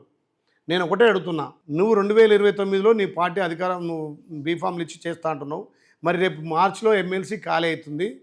నీకు దమ్ము ధైర్యం ఉంటే నీ పార్టీ ద్వారా, నీ అహంకారం ద్వారా, నువ్వు సంపాదించిన డబ్బు ద్వారా ఎమ్మెల్సీలో డిపాజిట్ తెచ్చుకో. 2029 చూద్దు ఎమ్మెల్యే ఎలక్షన్లు, అప్పుడు ఎంపీ ఎలక్షన్లు, 7 మార్చి ఎమ్మెల్సీ ఎలక్షన్ వస్తాయి. నీకు దమ్ము ధైర్యం ఉంటే దాంట్లో డిపాజిట్ తెచ్చుకోమని చెప్తాను, ఒక బీసీ బిడ్డగా. నువ్వు ఒక బీసీ బిడ్డవు, నేను అనద్దు. కానీ ఎంత దుర్మార్గుడు అంటే తిన్నింటి వాసాలు లెక్క పెట్టేటోడు. నేను తిరిగిన, బూతులు తిరిగిన, డబ్బులు ఇచ్చిన, మా యువతతోటి చేసిన, నల్గొండ ర్యాలీ పెడితే నల్గొండ రాత్రి పగలు పోయినా, గెలవగానే దుర్బుద్ధితోటి ఆలేరులో నా మీద ఆరోపణలు చేస్తే నేను పెద్దోడిని అవుతా అని చెప్పి, నాకు సంబంధం లేని కొలన్పేక భూమి, 7 ఎకరాల 20 గుంటల భూమి, జంగే యాదవ్ కాదమ్మా, కొలన్పేకకు సంబంధించి జంగే యాదవ్ అని చెప్పి గత మాజీ ఎమ్మెల్యే ఉన్నప్పటి నుంచి అది పంచాయతీ నడుస్తుంది, నాకు సంబంధం లేదు. అది 7 ఎకరాల 21 గుంట. దాని మీద నా బినామీల మీద రిజిస్ట్రేషన్ చేసిన, 150 ఫ్లాట్లు చేసుకున్నా నేను చేసే దుర్మార్గుడు ఒక ఎమ్మెల్సీ వదులున్నారు. అయ్యా నువ్వు ఒక ఎమ్మెల్సీవి, నువ్వు ఆరోపణ చేస్తే అందులో 5 పైసల మందమని నిజం ఉండాలి. నేను ఆ రోజు చెప్పినమ్మా, మీ భార్య బిడ్డలతోటి తడిబట్టతో స్నానం చేసి లక్ష్మీనరసింహ తనకి రా, నేను కూడా తడిబట్టలతో స్నానం చేస్తా. 5 పైసలు కనుక అందులో నా తప్పు ఉంటే, నా ప్రమేయం ఉంటే నేను రాజీనామా చేస్తాను. దానికి మళ్ళీ ఫోన్ చేసి నేను అడిగినా, నువ్వు ఎట్లా మాట్లాడినావు, ఆ సంబంధం లేదు నాకు ఆ భూమికి, అసలు అదేందో తెలియదు, అదే జంగేతోటి నువ్వు మళ్ళీ పిలుచుకొని మాట్లాడు అంటే, అయిపోయింది దానికి ఎందుకన్నా, ఏదో పొరపడ్డది తప్పు అయింది అన్నాడు. దాని తర్వాత మళ్ళీ నేను తిరుపతి పోయి వచ్చిన తర్వాత ఇంటికి పోయి లడ్డు కూడా ఇచ్చేసిండు, తిరుపతి లడ్డు. నా కాన్షియస్ వాడు నా గెలుపులో ప్రచారం చేసిండు, తిరిగిండు, మంచి మనిషి కదా, అరే బీసీల తరపున కొట్లాడుతున్నా అనుకున్నా. కానీ వాని కడుపులో విషం మొత్తం కుళ్ళు, వాని కడుపు మొత్తం కుళ్ళు విషంతో నిండిపోయింది. ఒక అహంకారం. కాంగ్రెస్ పార్టీ నీకు ఎమ్మెల్సీ చేస్తే కాంగ్రెస్ పార్టీనే తొక్కేయాలి, కాంగ్రెస్ పార్టీ మన రాహుల్ గాంధీ గారి ఆలోచన తెలంగాణ ఇంప్లిమెంట్ చేస్తుంటే అరే మా క్యాస్ట్ సెన్సెస్ని చింపేస్తావు. కాంగ్రెస్ పార్టీ పెట్టిన భిక్ష కదా నీకు. నువ్వు మొగోను అయింటే నీకు అప్పుడే 2 సార్లు ఎమ్మెల్సీ గెలిచిటోను కదా, నీ ఇండివిజువల్గా ఉంటే. అప్పుడన్నా కేసీఆర్తో కొట్లాడుతుండు, కేసీఆర్ మీద గట్టి కొట్లాడుతుండని నమ్మి కొద్దని కోట్లేసిరు. ఇప్పుడు నువ్వు గెలిపించిన పార్టీ, నీకు భిక్ష పెట్టిన పార్టీ, ఎమ్మెల్సీ ఇచ్చిన పార్టీనే తొక్కుకుంటా, ఇష్టం వచ్చినట్టు మాట్లాడుకుంటా, బీసీని తొక్కుంటా, ఒక్కొక్క బీసీని దూరం చేసుకుంటా. ఒక బీసీ బిడ్డ ఉమ్మడి నల్గొండలో ఎమ్మెల్యే గెలిస్తే అరే భూముల మీద నాకు అటాచ్ చేస్తాడు. ఇప్పటి రమ్మంటాం చర్చకు. మీరు మీడియా తీసుకురండి, జంగే యాదవ్కి మీరు నెంబర్ ఇస్తా, ఇప్పుడు జంగే యాదవ్ పిలవండి. ఏదైతే 150 ఫ్లాట్లు రిజిస్ట్రేషన్ చేసుకున్నారు, రాత్రికి రాత్రి 150 మంది 150 ఫ్లాట్ చేసుకుంటారు. వాళ్ళని పిలిచి ఎవడన్నా నాకు పరిచయం ఉన్నాడు, వాడు నాకు పరిచయం లేదు. అసలు జంగేని వచ్చి అన్న తప్పైందన్న, వాళ్ళు నాకు ఫైనాన్సర్ ఇస్తే ఫైనాన్సర్లు వాళ్ళకి చేసుకురు, కానీ అందులో మీకు సంబంధం లేదు, ఇది మీకు కాదు. మాజీ ఎమ్మెల్యే బొంగుడి సునీతా మహేందర్ రెడ్డి గారి భర్త మహేందర్ రెడ్డి గారు, ఆయనతో పోతే కూడా అప్పుడు పంచాయతీ తగలేదన్నా. నేను ఎవరితో అయితే ఫైనాన్స్ తీసుకున్నానో ఫైనాన్స్ వాడు నాకు చేయకుండా బయట వాళ్ళకి చేసిండు. అక్కడ జరిగిన తప్ప ఇలా మీ ప్రమేయం కానీ మీ లేదు. మీ మీద బురద వెళ్ళడానికి నిన్ను మేనేజ్ చేస్తే రేపు పొద్దున గెలవడానికి. అరే నన్ను మేనేజ్ వాడు చేస్తే కాదు, ప్రజలు చేయాలి. నా ఆలేరు అక్క చెల్లెలు, నా తల్లులు, నా అన్నదమ్ములు చేయాలి. ఆయన చేసేంత మంత్రం కాదు. ఆయన సోషల్ మీడియా ద్వారా ఎంత అయితే ఎదిగిండో అంత తొక్కేసి సోషల్ మీడియా కూడా. ఇలా లక్షల మంది చూసేది ఆయన అప్పుడు క్యూ న్యూస్ ఉన్నప్పుడు. ఆ క్యూ న్యూస్ కూడా వాళ్ళ అన్న తీసేసుకున్నాడు. అన్నం కూడా మోసం చేసాడు, సొంత అన్నదంలో మోసం చేసిన దుర్మార్గుడు. కనీసం సొంత తల్లిదండ్రులు చూస్తున్నాను అనుకుంటున్నా. నేను ఇంటికి పోయినప్పుడల్లా తేన్మన్ గారి పేరు ఉద్ధరించగాని వాళ్ళ వాళ్ళ అమ్మ నాయన కలిసి వస్తా. వాళ్ళ బిడ్డ నువ్వు గెలవాలని చెప్పి నా కోసం ఆ ఊరు మొత్తం తిరిగి ప్రచారం చేసారు. ఒకదానికి పోతే ఒక ప్రాజెక్ట్ ఓపెన్ చేయడానికి, ఒక చెక్ డ్యామ్ ఓపెన్ చేయబోతే ఆయన కూర్చొని వాళ్ళ నాన్న నేను కూర్చొని వైట్ వాటర్ కళ్ళు తాగిన మేము ఇద్దరం. ఇప్పటికీ అంత సన్నిహితంగా ఉంటాం మేము. ఆ కుటుంబాన్ని చూసుకున్నాడు, ఆ కాన్షియస్ ఏం చూస్తాడు, రాష్ట్రం ఏం చూస్తాడమ్మా. సొంత తల్లిదండ్రులు చూడనోడు, సొంత అన్నం చూడనోడు, సొంతంగా ఎమ్మెల్సీ అవడానికి ప్రయత్నం చేసిన దగ్గరలు హరిశంకర్ అని ఒక ఆయన, నిన్నమొన్న ఒక ఆయన జంగయ్యని ఫోన్ చేస్తున్నాడు, ఇంకో ఆయన ఫోన్ చేసి అన్నా మేము అన్ను చూసి మోసపోయినమే. పెద్ద అహంకారం పెరిగిపోయింది. ఛాయపాయలోడు ఇలా కోట్ల కొద్ది డబ్బులు సంపాదించిండు అంటే నేను చెప్పాను. ఆయన గురించి మాట్లాడకూడయ్యా. వార్డ్ నెంబర్కి ఎక్కువ, దీనికి తక్కువ. ఏదో ఎమ్మెల్సీ కూడా కాంగ్రెస్ పార్టీ పెట్టిన భిక్ష. ఆయనకు అంత దమ్ము ఉంటే, అంత ధైర్యం ఉంటే, నిజంగా ఆయన పార్టీని నడపాలనుకుంటే డబ్బుల కోసం, చందాల కోసం ఒక పార్టీ పెట్టుకోండమ్మా. మళ్ళీ ఏదో ఒక రోజు మా రేవంత్ తనకు వచ్చి కాలేలు పట్టుకొని పార్టీని విలీనం చేస్తాడు, కంపల్సరీ చేస్తాడు. మీరు చూడండి. లేకపోతే బీజేపీల దాంట్లోనా కొంత డబ్బులు తీసుకొని పార్టీ విలీనం చేస్తాడు తప్ప, పార్టీ పేరు చెప్పుకొని చెట్టు పేరు చెప్పుకొని కాయలు అమ్ముకుంటాడు తప్ప అప్పుడున్న మా వ్యక్తి కాదు. ఇప్పుడు మారిండు. గతంలో కొంత పోరాట పట్టి ఉండే, కొంత అది ఉండే. అంటే కేసీఆర్ తెలంగాణ ఉద్యమంతో ఒక ఎలివేట్ అయ్యిండు. ఏంటంటే బీసీలను ఏదో ఒదిగా పెడతా, బీసీలను అది పెడతా. ఇది మొత్తం చేసేది దొంగల సోపతి చేస్తాడు, బీసీలు అని అంటారు. మళ్ళీ వాడు భూ కబ్జాలు. ఇప్పుడు ఆయన తోటి ఉన్న వాళ్ళంతా చెప్తారు కదా, బీసీల భూమిలే కబ్జా చేస్తాడు, బీసీలనే మోసం చేస్తాడు. ఇక ఆయన గురించి ఎంత తక్కువ మాట్లాడుకుంటే అంత మంచిది. నేను మీ మీడియా ముందు ద్వారా చెప్తున్నా, ఆయన దమ్ము ధైర్యం ఉంటే రేపు ఎమ్మెల్సీ ఖచ్చితంగా నువ్వు నామినేషన్ చేయాల్సిందే, నీ సత్తా ఏందో తెలుసుకోవాల్సిందే. మీరు అసలు ఒక సామాన్య కుటుంబం నుంచి వచ్చినటువంటి వ్యక్తి, మరి ఈరోజు సర్పంచ్ నుంచి ఎమ్మెల్యే అయ్యారు, సేమ్ టైం సామాన్య కుటుంబం నుంచి ఈరోజు మరి 100 కోట్ల ఆస్తికి వారసుడు అయ్యారు. ఎలా? అది అందరిలో ఉన్నటువంటి డౌట్. ఏ రకంగా మీరు ఈ స్థాయికి ఎదిగారు, అటు పదవి పరంగా కావచ్చు, ఇటు ఫైనాన్షియల్గా కావచ్చు? ఒక్కటి చెప్తామా మీ మీడియా ద్వారా. నేను 2023లో పోటీ చేసేటప్పుడు నా అఫిడవిట్ చూడండి, 2023 తర్వాత ఇప్పుడు నా ఆస్తులు చూడండి, ఏమైనా పెరిగినాయా, ఏమైనా ఉన్నాయా. నేను 1991లోనే మా ఊళ్ళో పాల సెంటర్ చైర్మన్, 33 సంవత్సరాలు యునానిమస్గా చైర్మన్, 2006 నుంచి 2013 వరకు సర్పంచ్, 2013 నుంచి 2018 వరకు ఎంపీటీసీ, 2013 నుంచి 2023 వరకు నేను గెలిచేంత వరకు మండల పార్టీ ఆల్ నియోజకవర్గ ఇన్ఛార్జ్, ఇప్పుడు ఎమ్మెల్యే, గవర్నమెంట్ విప్పు. మా పార్టీ మా అధిష్టానం గుర్తించి నన్ను ఇప్పుడు డీసీసీ అధ్యక్షుడిగా కూడా చేసింది. అంటే అంచెలంచెలుగా కింది గ్రౌండ్ స్థాయి నుంచి వ్యవసాయం చేసి అన్ని ఆటో నడిపిన, ట్రాక్టర్ నడిపిన, నా పొలం నేనే దున్నుకునేది, పశువులను కట్టి నాగలు దున్నమ్మా. పశువులు ఆ పాత ఫోటో, అప్పుడు సెల్ ఫోన్ లేవు, అప్పుడు ఎద్దు లేవు. వ్యవసాయం చేసిన 15-20 ఎకరాలు నాటుపెట్టి రైతులలో కూడా ఆదర్శ రైతు అనే పేరు తెచ్చుకున్నా. ఓకే. అంటే కష్టపడి బతికిన. ఎప్పుడైతే రాజశేఖర రెడ్డి గారు ముఖ్యమంత్రి అయిన తర్వాత కొంత రేట్లు పెరిగినాయి, రియల్ ఎస్టేట్ పెరిగింది. నేను రియల్ ఎస్టేట్ వ్యాపారం చేసిన, ఓకే. 4 రాళ్ళు సంపాదించిన. నా టీం ఉంది, మాకు 5-6 కూడా టీం ఉంది, 4-5 ప్రైవేట్ లిమిటెడ్ కంపెనీలు కూడా పెట్టినాం. ఇప్పుడు చూయిస్తా. దుర్మార్గులు అంటారు నువ్వు వీటిలో చూపించలేదు, నీకు ఇంకా 100 ఎకరాలు కానొస్తుంది, 200 ఎకరాలు కానొస్తుంది. అరే మా కంపెనీకి పాన్ కార్డు ఉంటుంది, మా అఫిడవిట్లో మా పాన్ కార్డు నెంబర్ పెడతాం, ప్రతి ఎకరం రాయాల్సిన అవసరం లేదు అని చెప్పినాం. నా మీద ఎంతో అంటే సర్పంచ్ స్థాయిడు, ఎమ్మెల్యే అయిండు, ఎమ్మెల్యే నుంచి విప్ అయిండు, విప్ నుంచి ఓ రాష్ట్రంలో ఒక బీసీ బిడ్డ ఇంత స్థాయికి వచ్చినని మళ్ళా ఓసీలు కాదమ్మా బీసీలే దుష్ప్రచారం. అందుకే అంటారు చూడు, తెలంగాణ కప్పలు ఆంధ్ర కప్పలు, తెలంగాణ కప్పలకు మూత పెట్టరు, ఆంధ్ర కప్పలకు మూత పెడతారు. ఎందుకంటే తెలంగాణ కప్పలు ఒక్కొక్కటి కాలు పట్టి గుంజుకుంటానట్టు నన్ను రెడ్డిలు గౌరవిస్తారు, ఓసీలు గౌరవిస్తారు. ఇప్పుడే మా బ్రాహ్మణ మా పెద్ద ఆయన పంతులు గారు వచ్చి ఆశీర్వాదం ఇచ్చింది. ఇప్పుడే గుట్టల బ్రాహ్మణ్స్ అమ్మ ఒక్క ఓటు కూడా వేరే పార్టీకి వేయరు, బీర్లైలేకేస్తారు, వైశ్యాసు బీర్లైలేకేస్తారు. రెడ్డి అక్కడ సుందరమహేందర్ రెడ్డి అయినా నాకే రెడ్డి చేసిరు.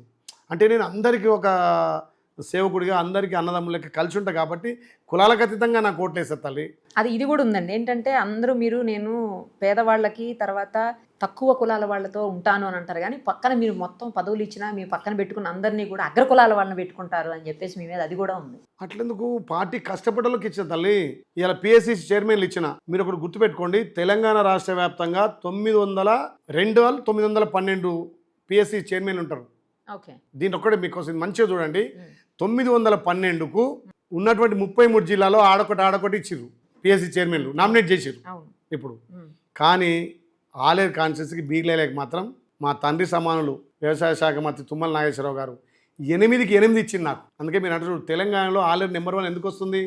నీళ్లలో నెంబర్ 1 అయింది, ఇందిరా మిల్లలో నెంబర్ 1 అయింది, సీఎం రిలీఫ్ ఫండ్ ఇచ్చిట్లో నెంబర్ 1 అయింది. ఇలా సర్ ప్రోగ్రామ్ ఎస్ఐఆర్ ప్రోగ్రామ్ అమ్మ 98.02 తెలంగాణలో ఆలేరు నెంబర్ 1. 33 జిల్లాలలో యాదాద్రి భువనగిరి జిల్లా నెంబర్ 1. అంటే ఆలేరు ప్రజలు నాకు ఇచ్చిన అవకాశాన్ని ఇలా తెలంగాణలో ఆలేరు గుర్తింపు తెస్తున్నా. జిల్లా అధ్యక్షుడిగా యాదాద్రి భువనగిరి జిల్లాకు పేరు తెస్తున్నా. అందుకే ఒక ముదిరాజు బిడ్డకి ఇచ్చిన 25 ఏళ్ళు 30 ఏళ్ళు పార్టీని పట్టుకొని పనిచేసిన ముదిరాజు బిడ్డ బొమ్మల రామారావు సింగిత్ మల్లేష్. ఇలా ఒక ఎస్టీ బిడ్డకి ఇచ్చిన శంకర్ నాయక్ తుర్కపల్లి మండల్. రాజాపేట మండల్ ఒక గౌడ్ అన్నకి ఇచ్చిన మహేందర్ గౌడ్. ఆలేరు రెడ్డి ఉపేందర్ రెడ్డి అని చెప్పి సీనియర్ నాయకుడు గత 40-50 సంవత్సరాలుగా పార్టీని నమ్ముకున్నాడు, పదవి రాకపోతే ఆయనకి ఇచ్చిన.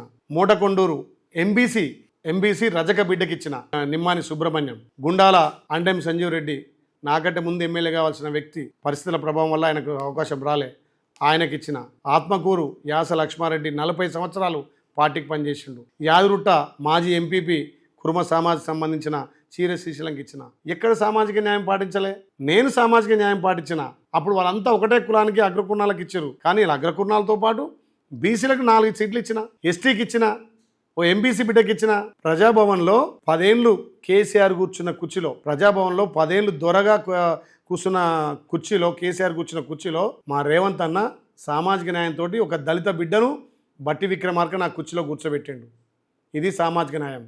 వంగపల్లి పిఎస్ సెంటర్లో ఒక్క నిమిషం ఇది అయిపోయినాక ఈ కంక్లూడ్ కానీ ఇది కంక్లూడ్ అని లేదు మళ్ళీ చెప్పండి. తెలంగాణ రాష్ట్రంలో ఒక దొర ప్రజాభవన్లో 10 ఏళ్ళు కూర్చున్న కుర్చీలో మా రేవంత్ అన్న ఒక దళిత బిడ్డను ఒక ఉప ముఖ్యమంత్రి నా సీట్లో కూర్చోబెట్టిండు. 10 ఏళ్ళు కూర్చున్న కుర్చీలో రేవంత్ అన్న కూర్చోలే, ఒక దళిత బిడ్డ నా కుర్చీలో కూర్చోబెట్టిండు. అదే పని మా రేవంత్ అన్న ఆదర్శంగా తీసుకొని 30 సంవత్సరాలు ఏదైతే వంగపల్లి పిఎస్సి దాంట్లో మహేందర్ రెడ్డి కూర్చున్న కుర్చీలో ఒక ఎంబీసీ బిడ్డను కూర్చోబెట్టిన. ఇది ప్రజాపాలన, ఇది సామాజిక న్యాయం. కానీ మీరు అంటున్నట్టు కాదు, బయట అందరూనేమో ఆయనకి సెంటిమెంట్, సీఎం గారికి ఇక్కడ కూర్చుంటే పదవి పోతుందనే భయంతో బట్టి గారికి ఇచ్చారు. అది ఆయన కావాలని అక్కడికి రాలేదని చెప్పేసి కామెంట్స్ చేస్తూ ఉంటారు చాలా. వాళ్ళ లెక్క దొరల పాలన చేస్తే పోయి అలా కూర్చును. ఆయన ఎంపీ కాకముందుకున్న ఇల్లు, ఆయన పీసీసీ కాకముందుకున్న ఇల్లు, ఆ ఇంటి నుంచే ఆయన వ్యవహారం నడుపుతున్నాడు. ఆయనకు దొరల గడిలల్లో లేకపోతే ఫామ్ హౌస్లో గడిపే అలవాటు లేదు. చిన్నప్పటి నుంచి కష్టపడి ఒక విజన్ 2009 చెప్పిండు ఆయన ముఖ్యమంత్రి అయితా అని చెప్పి. 2009కి 2023కి ఎంత గ్యాప్ అమ్మా? 14 సంవత్సరాల గ్యాపా లేదా? 14 సంవత్సరాల ముందు ఎవరైనా ఒక ఎమ్మెల్యేగా, అప్పుడు టీడీపీ ఎమ్మెల్యేగా ఉండి నేను ఒకసారి ముఖ్యమంత్రి అయితా అన్నాడు, అయి తీరిండా లేదా? అందుకే విజన్ ఉన్న నాయకుడు, సామాజిక న్యాయం. రాహుల్ గాంధీ గారు మేమెంతో మాకంతా అనే నిదానం తీసుకుంటూ తెలంగాణలో ఇంప్లిమెంట్ చేస్తుంటారు మా గౌరవ ముఖ్యమంత్రి. ఇవాళ విప్లిస్తే కూడా ఒక ఓసీకి ఒక గిరిజన బిడ్డకి ఇచ్చిండు, లంబాడ బిడ్డకి ఇచ్చిండు, దళితునికి ఇచ్చిండు, ఇలా బి లైలేకి ఇచ్చిండు, ఆది శ్రీనివాస్కి ఇచ్చిండు. ఇది సామాజిక న్యాయం. అందుకే మా ముఖ్యమంత్రి గారు ఒక విజన్తో పనిచేస్తుండు. తప్పకుండా 2034లో భారీ మెజార్టీతో మళ్ళీ మా 34 దాకా మా ప్రభుత్వం ఉంటుంది. మీ ఏరియాలో అంటే మీ నియోజకవర్గంలో చల్లూరు గ్రామంలో 322 సర్వే నెంబర్, ఆ సర్వే నెంబర్లో భూమిని మీరు కబ్జా పెట్టారు అని చెప్పేసి విమర్శిస్తున్నారు కొంతమంది. వాళ్ళకి ఏం ఆన్సర్ చేస్తారు? 10 ఏళ్ళు టీఆర్ఎస్ అధికారం ఉంది కదా, కబ్జా పెడితే ఎందుకు మరి తీయలే? మీ ముఖ్యమంత్రి, మీ ఎమ్మెల్యే, మీ మంత్రి, అప్పుడు మీ అధీనంలో ఎంఆర్ఓ కానీ, తహసీల్దార్ కానీ, ఆర్డీఓ కానీ, కలెక్టర్ పనిచేస్తారు కదా. ఇప్పటికీ బురదలు తప్ప ఇప్పుడు నిరూపించమని రాదు. 320లో వ్యాపారం చేసిన తల్లి, ఇప్పటికీ అందులో నాకు భూములు ఉన్నాయి. మాసాయిపేటలో భూములు చేసిన రియల్ ఎస్టేట్ వ్యాపారం ఎక్కడైనా భూములు కొంటాం అమ్ముతాము. గవర్నమెంట్ ల్యాండ్ ఎట్లా రిజిస్టర్ అవుతుందిరా నాకు అర్థం కాదు. కానీ వాళ్ళు బుద్ధుని మాట్లాడతారు, బుద్ధి లేకుండా మాట్లాడతారు. ఉట్టిన బురద తలితే ఏదో బట్టగాల్చి మీరేసి ఇంత మషాడుతా అన్నట్టుగా వాళ్ళు చేస్తారు. ఇప్పటికి మీకు ధైర్యం ఉంటే చర్చకు రండి. 1 ఎకరం ఉన్న ఒక గుంట నేను తప్పుగా రిజిస్ట్రేషన్ చేసుకున్నా, నేను దేనికైనా బాధ్యత మీ మీడియా ముందు చెప్తున్నా. ఈ రోజు వరకు నా మీద నిజంగా ఎవరైనా ఆరోపణలు చేసేవాళ్ళు మీడియా సాక్షిగా చర్చలకు రమ్మనండి, పేపర్ తీసుకొని రమ్మనండి. నేను 1 ఎకరం కానీ గుంట కానీ తప్పు చేస్తే నా రాజీనామా లెటర్ మా స్పీకర్కి ఇస్తాను. మీరు అక్కడ క్రషర్స్ కూడా నడిపిస్తారు, బిజినెస్ కూడా ఇల్లీగల్గా క్రషర్స్ నడుస్తాయి అంటున్నారు. అంటే వాళ్ళకి ఎటు చంపక నాకు వస్తున్న పేరుకు అరే గీ వయసులో ఇంత ఎదిగిపోయిండు, ఈయనకు అడ్డు లేదని చెప్పి దుర్మార్గంగా ఇదే ఇప్పుడన్నా బీసీ ద్రోహి వాళ్ళతోటి కలిపి వాళ్ళతోటి వీళ్ళతోటి కొంతమంది ఎట్లుంటే తల్లి ఓడిపోయిన ఎమ్మెల్యే, మాజీ ఎమ్మెల్యే, కాంటెస్టెడ్ ఎమ్మెల్యే, ఇంకో ఎమ్మెల్యే, వీళ్ళంతా ఒక బీసీ బిడ్డ మీద ఏదో యుద్ధం ప్రకటించాలని చూస్తున్నారు. కానీ నాకు ప్రజల బలం ఉంది, వాళ్ళకు డబ్బు బలం ఉంటే నాకు ప్రజాబలం ఉంది. ఇంతమంది వ్యతిరేకత చేసిన 50,000 మెజార్టీతో బీర్లేలే గెలిచిందంటే ప్రజల మనిషి, ప్రజల దీవెన, ప్రజల ఆశీర్వాదం తల్లి. నేను ఒక మాట అంటే మీరు క్రషర్లు అడిగినందుకు, దేశంలో ఎన్నో క్రషర్లు ఉన్నాయి. ఇదే బీసీల ద్రోహి ఒక అతనితోటి ఆయన మా మిత్రుడే నాకు గెలుపుకు సహకరించిండు. తొలి వెలుగు రగని నాకు దగ్గర మిత్రుడు, బీసీల కోసం మంచి వక్త, బీసీల గురించి బాగా మాట్లాడతాడు. రఘును కూడా ట్రాప్ పట్టించండి ఈ దుర్మార్గుడు. 2020లో స్టార్ట్ అయిన క్రషరు 2025 దాకా వాళ్ళే నడుపుకురమ్మా. నారాయణరావు అని చల్లూరు భూమిలో క్రషర్ పెట్టిండు. ఆయనకు అక్కడ 300 ఎకరాలు ఉండే, దాంట్లో రాయి కుట్టడానికి దానికి కొంత వ్యాపారం కోసం క్రషర్ 2020లో పెట్టిండు. 2027 నుంచి 24 దాకా అంటే డిసెంబర్ 23 దాకా వాళ్ళ ప్రభుత్వమే కదా. మరి 4 ఏళ్ళు క్రషర్ నడుస్తేనేమో అది అప్పుడు సక్రమైంది. 2024 తర్వాత 25లో నారాయణరావు చనిపోయి వాళ్ళ సతీమణి శ్రీదేవి గారు లీజ్కి ఇచ్చిర్రు, మా ఫ్రెండ్కి లీజ్కి ఇచ్చిర్రు. దాన్ని వాళ్ళ ఆర్థిక లావాదేవీలతోటి వాళ్ళకి పడనోళ్ళు వాళ్ళకి ఇచ్చేది ఉందని క్రషర్ అని పెట్టి తప్ప 20లో పర్మిషన్ వచ్చి 24 దాకా మీ గవర్నమెంట్లో నడిచి 25 నారాయణరావు చనిపోయేదాకా అప్పుడేమో సక్రమైన క్రషరు. ఇప్పుడు ఎవరైతే వాళ్ళు లీజ్కి ఇచ్చిన వాళ్ళు తీసుకున్నాక అక్రమం ఎట్లయింది? నేను వచ్చినాక కొత్త క్రషర్ పెడితే క్రషర్ నడిపినట్లు లెక్క. నెలకి 7 కోట్లట, సంవత్సరానికి 70 కోట్లట. అసలు మీరు 4 తాటిమట్ట 1000 క్రషర్లు ఆ కాన్స్టిట్యున్సీలో 30-40 క్రషర్లు ఉన్నాయి. మరి అందరు క్రషర్లు పెట్టుకుంటారు ఇక నెలకి 7 కోట్లు అంటే. అసలు ఎల్లక చాలా క్రషర్లు మూసేస్తున్నారు తల్లి, క్రషర్ ఇళ్ళకి మూసేస్తున్నారు. అంటే వాళ్ళు నా ఎదుగుదలను నన్ను ఆర్థికంగా కోరుకుంటున్నారు. మీ నోట్ సెలవుతో అట్నే ఉండని, అట్లే నేను ప్రజలకు సేవ చేసుకుంటూ పోతా, మీరు గట్నే నా మీద బురద తలుకుంటూ పోర్రి. మీరు బురద తల్లినంత మాత్రాన నాకేం బురద అంటది. మీరు ఆకాశం మీద ఉమ్మేస్తే మీ మీనే పడుతుంది. కాబట్టి మీ బెదిరింపులకో లేకపోతే మీ బ్లాక్ మెయిల్కో అంటే వాళ్ళు ఏంటంటే తల్లి మీరు ఆలోచన, నేను ఏమంటున్నా అంటే పెద్దలు సామెత అంటారు కదా, నేను ఆకాశం కాదు నేల కాదు ప్రజల మనిషిని, ప్రజల సేవకుని. అంటే నాకేమో సామెతలు ఎక్కువ రావురా, చాలా మంది సామెతలు వస్తాయి. అంటే ఇప్పుడు నిన్ను నిందిస్తే అది నీకే ఉల్టా పడుతుంది. అల్లాక చెప్పాను చూడు, నువ్వు తప్పు అని నీకు చూయిస్తే ఈ 4 ఏళ్ళు నీకు తప్పు అని చూయిస్తున్నాయి. అది చెప్పడానికి ఆకాశం మీద ఉమ్మేస్తే వారి మీద పడ్డని చెప్పాను. అందుకే ఈ దుర్మార్గులంతా నా ఎదుగుదలను చూసి ప్రజల నుంచి వస్తున్న ఆదరణ చూసి తల్లి ఒకటి 119 కాన్స్టిట్యూన్సీలు నేను గర్వంగా చెప్తా. 119 కాన్స్టిట్యూన్సీలలో ఒక బీసీ బిడ్డగా నేను ప్రతినిత్యం ఆలేరు ప్రజల మధ్య ఉంటా. ప్రతినిత్యం జిల్లాకు సేవలు చేస్తున్నా, జిల్లా పార్టీ అధ్యక్షునిగా పార్టీకి సేవలు అందిస్తున్నా. ప్రభుత్వం ఉన్నటువంటి కార్యక్రమాలు ప్రజలకు తీసుకెళ్తున్నా. ఆలేరు ప్రజలు నన్ను ఆస్వాదించారు కాబట్టి వాళ్ళకి సేవ చేయాలని పల్లె నిద్రలు, మార్నింగ్ వాకు, అంతెందుకమ్మా ఒక ముఖ్యమంత్రి స్థాయిలో చేయని పనులు ఇలా గంధమల్ల కట్టిస్తున్నా. ఇలా వాసల మరికి వాళ్ళు మొత్తం వల్లకాడు చేసే ఇందిరమ్మలు కట్టిస్తున్నా. మూటకొండూరు వట్టూరు గ్రామంలో కేసీఆర్ ముఖ్యమంత్రి కానప్పుడు ఆయన ఊర్లో పల్లె నిద్ర చేసి రాత్రి బస చేసి వాళ్ళకి ఇండ్లు కట్టిస్తాని, ఆ ఇంట్లో ఉద్యోగం పెట్టిస్తాని, వాళ్ళు తిన్న మూలుగలు తిని కనీసం అధికారం వచ్చినాక 10 ఏళ్ళు ఆ ఊరును మర్చిపోయింది తల్లి. ఆ ఊరుకు నేను పోయి పల్లె నిద్ర చేసి రాత్రి అక్కడ పడుకొని వాళ్ళ ఇంట్లో పప్పనం తిని పొద్దున వాళ్ళకి ఇల్లు ముగ్గు పోసి ఇలా 50 ఇల్లు కట్టిస్తున్నా అక్కడ వట్టూరులో. అంటే ప్రజలకు చేరువవుతున్నా అని చెప్పి ఇక ఇప్పుడే ఆశించే మాజీ ఎమ్మెల్యే, ఓడిపోయిన ఎమ్మెల్యే, దుర్మార్గులు వీళ్ళంతా ఒక గుంపు కట్టి నా మీదకి యుద్ధానికి ప్రకటించారు. కానీ ఎంతమంది గుంపు కట్టింది? నాకు ప్రజాబలం ఉంది, ప్రజల ఆదరణ ఉంది, ప్రజల సేవకునిగా గుర్తింపు ఉంది. నీళ్ళైలయా, ఇండ్లైలయా, బీర్లైలయా, మా బిడ్డ, మా కొడుకు, మా తమ్ముడు, ఈ జాల దత్తాలు ఇంతకన్నా ఆస్తులు ఏం కావాలి? మీ నియోజకవర్గంలో ఇసుక దందా, భూదందా ఎక్కువగా నడుస్తూ ఉంటాయి. వాళ్ళు చేసే వాళ్ళని ఎప్పుడన్నా అధికారులు ఆపితే ఎమ్మెల్యే గారు ఫోన్ చేసేస్తారు. ఎమ్మెల్యే గారి ఫోన్కి భయపడిపోయి అధికారులు కూడా చూసి చూడనట్టు పోతున్నారు అని అంటున్నారు. ఎందుకు అంతగా మా దగ్గర ఇసుకే లేదు తల్లి, మా తన ఇసుక రీచ్లే లేవు, ఇసుకే లేదు. కాకపోతే ఈ మధ్యలో మేము గంధమల నింపి వాగులుతాం కాబట్టి కొంత ఇసుక వస్తుంటుంది. అది ఇందిరం ఇళ్ళ కోసమో లేకపోతే అక్కడ ఇండ్లు కట్టుకోవడం కోసమో చిన్న చిన్న ట్రాక్టర్లు, ట్రాలీలు కొట్టుకుంటా ఉంటారు. నేను కూడా అధికారులకు, కలెక్టర్ చెప్పినా, ఆర్డీఓకి చెప్పినా, ఎంఆర్ఓలకు కూడా పర్మిషన్ తోటి మీరు కొట్టుకుంటారు చేయండి.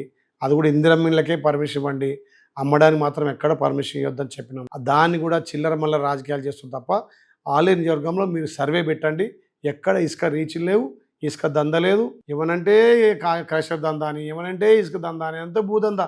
అరే మీరు ప్రజలతో ఉండరు, ప్రజల మన్నలు పొందరు. ఇలా మొన్న సర్పంచ్ ఎలక్షన్ గెలిస్తే తల్లి, ఎవరైతే మాజీ ఎమ్మెల్యేలు, ఎవరైతే మేము ఎమ్మెల్యేగా పోటీ చేస్తా అనుకున్న వాళ్ళు ఇప్పుడు చెప్పిన 5-10 పేర్లలో వాళ్ళంతా ఓడిపోయారమ్మా. సొంత ఊర్లో ఓడిపోయిన నువ్వు రేపు నువ్వు ప్రజలంటే ఎట్లా గెలుస్తావు నాయన? నాకు అర్థం కాదు. కానీ పార్టీకి ద్రోహం చేసి, పార్టీ పదవులు ఇచ్చిన వాళ్ళు కూడా పార్టీకి ద్రోహం చేసిన వాళ్ళు ఇలా బీర్లైలే నువ్వు తొక్కాలని చూస్తే మీరు ఎంత తొక్కితే అంత పైకి లేస్తాడు. బాల్ ఎంత గట్టి కొడితే అంత పైకి ఎగరదురా. నేను బాలసంటోని, మీరు ఎంత బండ కొట్టాలంటే అంత పైకి లేస్తా. మీరు ఇట్నే నా మీద విమర్శలు చేసుకుంటూ పోరి, దీన్ని ప్రజలు గమనిస్తారు. వచ్చే ఎలక్షన్లో కనీసం మీకు డిపాజిట్ కూడా రావు. ఆలేరు ప్రజల సేవకుడు, ఆలేరు ప్రజల బిడ్డ భారీ మెజార్టీతోటి మొన్న 50 వచ్చింది, 75,000 మెజార్టీతోటి మళ్ళొకసారి బిర్లా ఐలయ, నీళ్ళైలయ, ఇండ్లైలయ భారీ మెజార్టీ గెలుస్తుండు. ఇలా రికార్డ్ చేసి పెట్టుర్రి. నాకు ఆలేరులో ఎవ్వరు పోటీ కాదు. 5 తిరుగుతున్నాడు, తూర్పు నుంచి వస్తున్నాడు, పడవ నుంచి వస్తున్నాడు, ఉత్తరం నుంచి వస్తుంది, దక్షిణ నుంచి వస్తున్నాడు. వాళ్ళే కొట్లాడుతున్నారు. నిన్న రికార్డ్స్ కూడా వచ్చినాయి. వాళ్ళ ఎమ్మెల్యే వాళ్ళే, ఏ వీడు నాకు ఇవ్వలేదు ఈయనంటుండు, నేను ఆయన చేసిన ఆయన అంటుండు. అసలు ఎవరికి చేసేది తెత్తలేదు. వాళ్ళ ఇప్పుడు కొట్లాడుకుంటారు. మీరు ఏమన్నా కొట్లాడరు, మీ పార్టీ మీకు, మీ స్వేచ్ఛ నీకు. నేను ఇంకో పార్టీని దూషించడం గాను, ఇంకోరిని పగోని కూడా ప్రేమిస్తా, శత్రువు కూడా ప్రేమిస్తా, ప్రతిపక్షాలను ప్రేమిస్తా. ఇంత హరీష్ రావుని మేము అంటామా? ఇంత కేటీఆర్ను మీడియా ద్వారా అంటనా? మళ్ళీ అసెంబ్లీలో కూర్చుంటాం, ఒక తాను భోజనం చేస్తాం. అన్నాన్ని నేను గౌరవం పోయి మందలిస్తా, హరీష్ రావు పోయి నమస్తే పెట్టొస్తా. అంటే గౌరవం ముఖ్యం. ప్రజా జీవితంలో పార్టీలు ఉంటాయి, పార్టీలు పోతాయి, అధికారం ఉంటుంది, అధికారం పోతుంది, ప్రజలు అధికారం ఇస్తే అధికారం ఉంటుంది. కానీ ఒక వ్యక్తిగా వ్యక్తిత్వం ముఖ్యం, గౌరవం అనేది ఇచ్చిపుచ్చు ముఖ్యం. మీడియా ముందు మా పార్టీ పరంగా, మా పార్టీని అంటే నేను దాన్ని అపోజ్ చేస్తా, నిజాన్ని నిర్భయంగా చెప్తా. కానీ వ్యక్తిగతంగా వచ్చినప్పుడు నేను హరీష్ రావును గౌరవిస్తాను. బాంబుల కంపెనీ జయరాం రెడ్డి గారు అక్రమంగా వెంచర్స్ వేస్తుంటే మీరు ఆయనకి సపోర్ట్ చేస్తున్నారు అని అంటున్నారు. ఎందుకు సపోర్ట్ చేస్తున్నారు అంతగానో? మేము వచ్చిన తర్వాత ఏ ఒక్క వెంచర్ కాలేదు, ఏ ఒక్క బాంబుల ఫ్యాక్టరీ రాలేరా. నేను ఎమ్మెల్యే ఇప్పుడు 2.5 సంవత్సరాలు అవుతుంది. వాళ్ళు గత 20 ఏళ్ళుగా వాళ్ళకి ఇండస్ట్రీలు ఉన్నాయి, వాళ్ళు గత 20 ఏళ్ళుగా అక్కడ భూములు కొనుక్కురు, వ్యాపారం చేసిర్రు. నేను వచ్చినాక ఒక్క వెంచర్ కొత్తది కాలే. ఇప్పుడు రియల్ ఎస్టేట్ వ్యాపారం వెళ్ళేది తల్లి.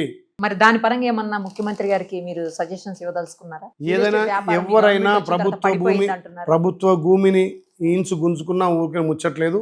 ఒక్క తెలంగాణలో రియల్ ఎస్టేట్ పడిపోలే. బెంగళూరు, అంత పెద్ద బెంగళూరు మంచి వ్యాపారం ఉంది, బెంగళూరు పడిపోయింది, దుబాయ్ పడిపోయింది, ప్రపంచ మాధ్యమం ఏర్పడ్డది, ఐటీ కొంత కుబేలైంది, ఏఐ వచ్చిన తర్వాత కొంత ఉద్యోగాలు పోయినాయి.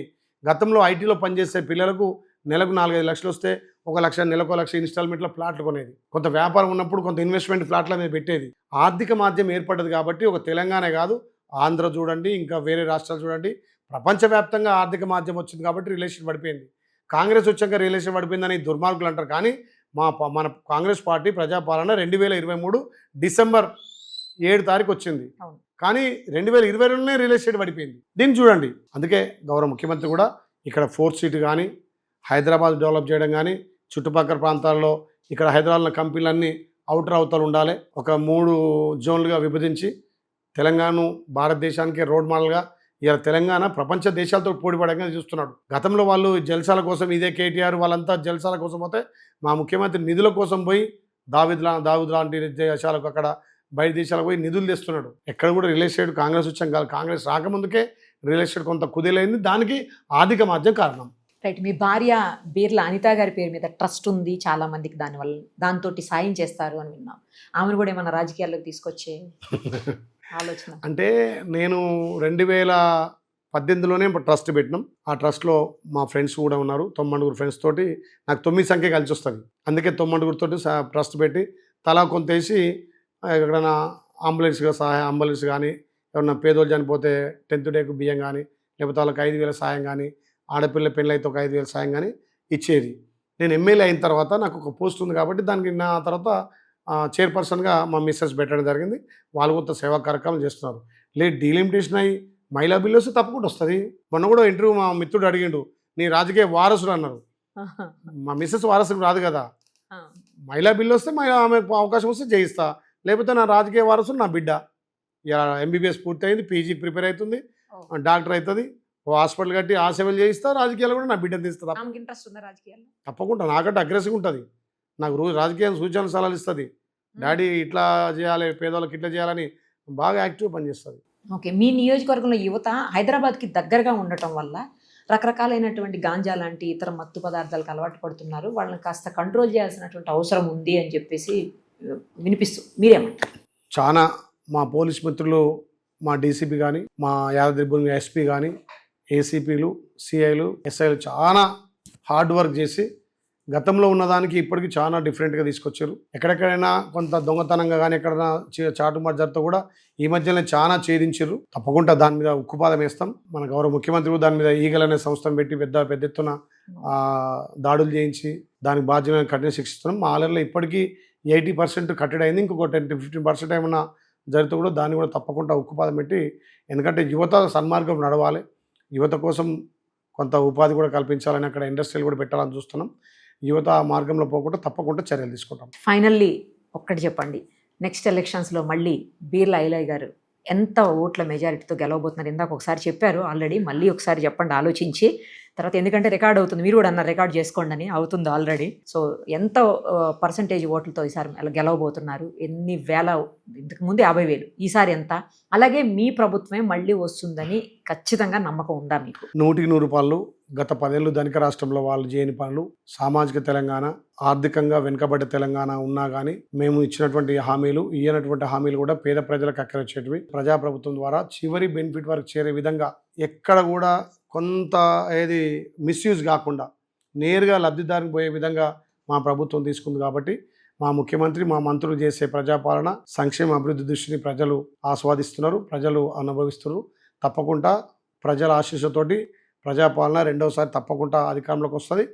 ప్రజల బిడ్డగా, ఆలేరు సేవకుడిగా మొన్నొచ్చిన దానికంటే ఎక్కువ మెజార్టీతో ప్రజలు గెలిపిస్తారు. మరి మీరు ఇచ్చిన 6 హామీలు పూర్తి ఎప్పుడు? ఒక్కొక్కటి అమలు చేసుకుంటూ పోతున్నాం కదా. వాళ్ళు చేయనటువంటి రుణమాఫీ చేసినాం, వాళ్ళు ఇవ్వనటువంటి రేషన్ కార్డులు ఇచ్చినాం, వాళ్ళు ఇవ్వనటువంటి 200 యూనిట్ల కరెంట్ ఇచ్చినాం, మహిళలకు ఉచిత బస్సు ఇచ్చినాం, వాళ్ళు బతుకమ్మ చీర మీద బావుల కాడ కట్టుకొని చీరలు ఇస్తే మా చెల్లెలు, మా అక్క చెల్లెలు, మా తల్లులు మంచిగా పండగకు ఆ తల్లిగారింటికి పోయే చీర కట్టుకుంటట్టుగా ఇందిరమ్మ చీరలు ఇచ్చినాం. ఎన్నో సంక్షేమాలు చేస్తున్నాం. ఇవాళ ఉద్యోగాలు 67,000 ఉద్యోగాలు నింపినాం. యువతకు పెద్దపీట ఇచ్చినాం. వాళ్ళు కాళేశ్వరం పేద జలయజ్ఞం పేరు మీద ధనయజ్ఞం చేస్తే మా మిగిలిపోయిన ప్రాజెక్టులన్నీ మా అపర భగీరథు ఉత్తమన్న గారి సహకారంతో ఇవాళ ప్రాజెక్టులు కట్టుకుంటున్నాం. మేము ఇవన్నీ చెప్పని కూడా చాలా చేస్తున్నాం తల్లి. అందుకే ప్రజలు మా వైపు ఉన్నారు. కాకపోతే వాళ్ళ సోషల్ మీడియా, వాళ్ళ పింక్ మీడియా, వాళ్ళు సంపాదించిన డబ్బుతోటి దుష్ప్రచారం చేస్తున్నారు. ఎందుకంటే నిజం లేట్గా పోతే అబద్ధం తొందరగా పోతుంది. వాళ్ళు మీడియా ద్వారా అబద్ధం ప్రచారం చేస్తారు. అది ప్రజల గుండెల్లో, తెలంగాణ ప్రజల గుండెల్లో రేవంత్ అన్న ప్రజాప్రభుత్వం ముద్రపడ్డది. తప్పకుండా 2029 జమిలీ ఎలక్షన్లు, డీలిమిటేషన్, జమిలీ, మహిళా బిల్ 3 వస్తాయి కాబట్టి దాంట్లో ప్రజలు కాంగ్రెస్ పార్టీకి పట్టం కడతారు. తెలంగాణలో ప్రభుత్వంతో పాటు ఎంపీ సీట్లు కూడా భారీగా మెజార్టీగా ఎంపీ సీట్లు ఇచ్చి రాహుల్ గాంధీ గారిని ప్రధాని చేయడమే లక్ష్యంగా మా ప్రభుత్వం, మేము ముందుకు పోతాం. ఈ మధ్య జరిగిన ఖమ్మం సీఎం గారి మీటింగ్లో 117 సీట్లు ఖచ్చితంగా మావే అని చెప్పారు. అంత గట్టి నమ్మకం ఏంటి ఆయన? అంటే నేను ఇందాక చెప్పిన మా ముఖ్యమంత్రి ఒక విజన్ ఉంటుంది. ఆయన ఒక గోల్ చేరాలనుకుంటే తప్పకుండా గోల్ చేరుతాడు. ఒక జెడ్పీటీసీ, ఇండిపెండెంట్ జెడ్పీటీసీ గెలిచి, ఇండిపెండెంట్గా ఎమ్మెల్సీ గెలిచి, 2009లో ఎమ్మెల్యేగా ఉండి ముఖ్యమంత్రి అయితే ఆ రోజు చెప్పిండి ఇలా ముఖ్యమంత్రి అయ్యిండు. అందుకే ఆయన చెప్పింది ఖచ్చితంగా 100% అయితే తీరుతుంది. 117 సీట్లు గెలుచుకొని తీరుతాం. మళ్ళీ తెలంగాణలో ప్రజాప్రభుత్వం ప్రజలకు సేవ చేయడానికి, ప్రజలకు అన్ని విధాల అభివృద్ధి చేయడానికి మళ్ళీ ప్రజాప్రభుత్వం వస్తుంది. 2029లో దేశంలో కూడా రాహుల్ గాంధీ గారు ప్రధాని చేయడం ఖాయం. కానీ ఈసారి సర్వేలన్నీ మా వైపే చూపిస్తున్నాయి అని బీఆర్ఎస్ మాదే అధికారం అంటుంది, మరోవైపు బీజేపీ కూడా పావులు కదుపుతుంది ఎట్టి పరిస్థితుల్లో తెలంగాణలో అధికారంలోకి రావాలి అని చెప్పేసి. కొంత బీఆర్ఎస్ కనుమరుగై బీజేపీని లేపుతుంది.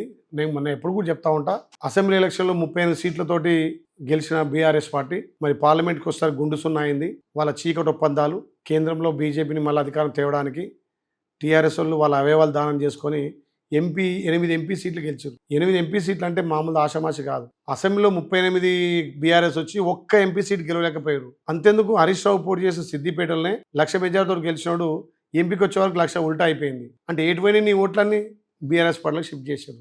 అందుకే రేపు వాళ్ళ చీకటి ఒప్పందాలు, వాళ్ళ ఫెవికాల్ బంధం తెలంగాణ ప్రజలు చూస్తారు కాబట్టి బీఆర్ఎస్ చచ్చిపోయి బీజేపీ కొంత ప్రాణం పోస్తారు తెలంగాణలో. కవిత గారి పార్టీ మీద మీ ఒపీనియన్ చెప్పండి. ఒక మహిళను గౌరవిస్తాం. రాజ్యాంగబద్ధంగా ఎవరైనా పార్టీ పెట్టుకోవచ్చు, ఎవరైనా పోటీ చేయొచ్చు, ఎవరైనా ప్రజలకి వెళ్ళి ఓట్లు అడిగే హక్కు ఉంది కాబట్టి ఆమె పార్టీ పెట్టడం తప్పేం లేదు. అధికారంలోకి వస్తాం, మాదే నెక్స్ట్ ఎట్లా అధికారంలోకి వస్తారు? వీడు కాంగ్రెస్ పార్టీ ప్రజాప్రభుత్వం ప్రజలకు ఇన్ని అభివృద్ధి సంక్షేమాలు ఇచ్చిన పార్టీ ఉండగా ఇంకో పార్టీ ఏడు అధికారంలోకి వస్తుంది? అంచు కూడా రారు తల్లి, అంచు కూడా రారు. ఎట్లా బీఆర్ఎస్ చచ్చిపోయే పార్టీ, వాళ్ళు చచ్చిపోకుంటూ బీజేపీని చేత లేపుతున్నారు. కవిత ఏడు వస్తుంది? కాకపోతే కొంత ఓట్ల పర్సెంటేజ్ 1-2% ఏమైనా వస్తే ఓట్లు వస్తాయో కానీ సీట్లు మాత్రం కష్టం. మీకు బాగా ఇష్టమైనటువంటి రాజకీయ నాయకులు పాత వాళ్ళు అవ్వచ్చు, ఇప్పుడు అవ్వచ్చు, ఎవరు? ఎందుకు? రాజకీయాల్లో ఇష్టము అయిష్టం అని ఉండదు. నాకు రాజకీయ గురువు మోత్పల్లి నరసింహులు, ఒక దళిత బిడ్డ అయినా అందరినీ కలుపుకొని 6 సార్లు ఎమ్మెల్యేగా. ఆ రోజుల్లో నేను కాంగ్రెస్ పార్టీ ఉన్నా, మా అన్న టీడీపీ పార్టీలు ఉండేది. మా ఇంటికి ప్రతి దానికి వచ్చేది. మా ఇంటికి ఎప్పుడు కూడా మీరు ఎదగాల బిడ్డ, బీసీలలో మీరు మంచిగా ఉన్నారు, తమ్ముడు పాలసంట నుంచి మంచి పేరుంది, నేను వస్తా పోతా అందరు రైతులు కూడా రేపు బీలే బాగా సేవ చేస్తుండు, రేపు రాజకీయాలు అవకాశాలు ఇవ్వాలంటే నేను సర్పంచ్గా నిలబడేటప్పుడు వాళ్ళు టీడీపీ నుంచి నామినేషన్ వేయలే, నాకు యునానిమస్గా ఇచ్చారు. సూపర్. అందుకే నాకు రాజకీయ గురువు మొత్పల్లి నర్సులతో పాటు పురుషోత్తమ రెడ్డి కూడా బాగా ఉండే. ఉప్పునంతల పురుషోత్తమ రెడ్డి క్రమశిక్షణకు మారు పేరు. నిజంగా వీళ్ళిద్దరిని ఇంప్రెషన్గా తీసుకొని నేను రాజకీయాల ముందుకు పోతున్నా.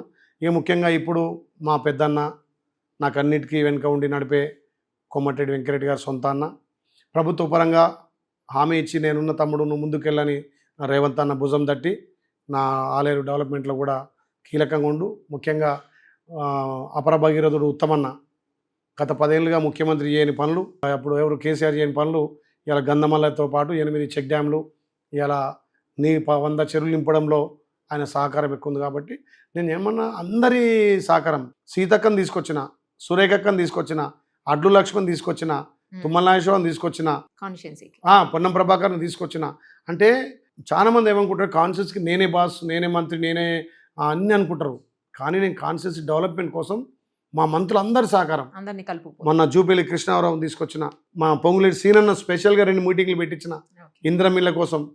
అంటే అందరి మంత్రులను మా నియోజకవర్గాన్ని తీసుకొచ్చి అన్న 10 ఏళ్ళు అభివృద్ధి కానీ ఆలేరు, మీ అందరి ఆశీర్వాదం, ప్రజాప్రభుత్వం ఆశీర్వాదం, గౌరవ ముఖ్యమంత్రి సహకారంతో నా వెనుకబడ్డ ఆలేరును నా ముందు నాకు డెవలప్మెంట్ ఇవ్వాలంటే అందరూ సహకరించారు. ఇలా అన్ని విధాల అన్ని నియోజకవర్గాల కంటే ఎక్కువ నా ఆలేరు నియోజకవర్గం నెంబర్ 1గా వస్తుంది. ఎస్ఐఆర్లో అవును, ఇందాక చెప్పారు మీరు. ఎస్ఐఆర్లో 98.02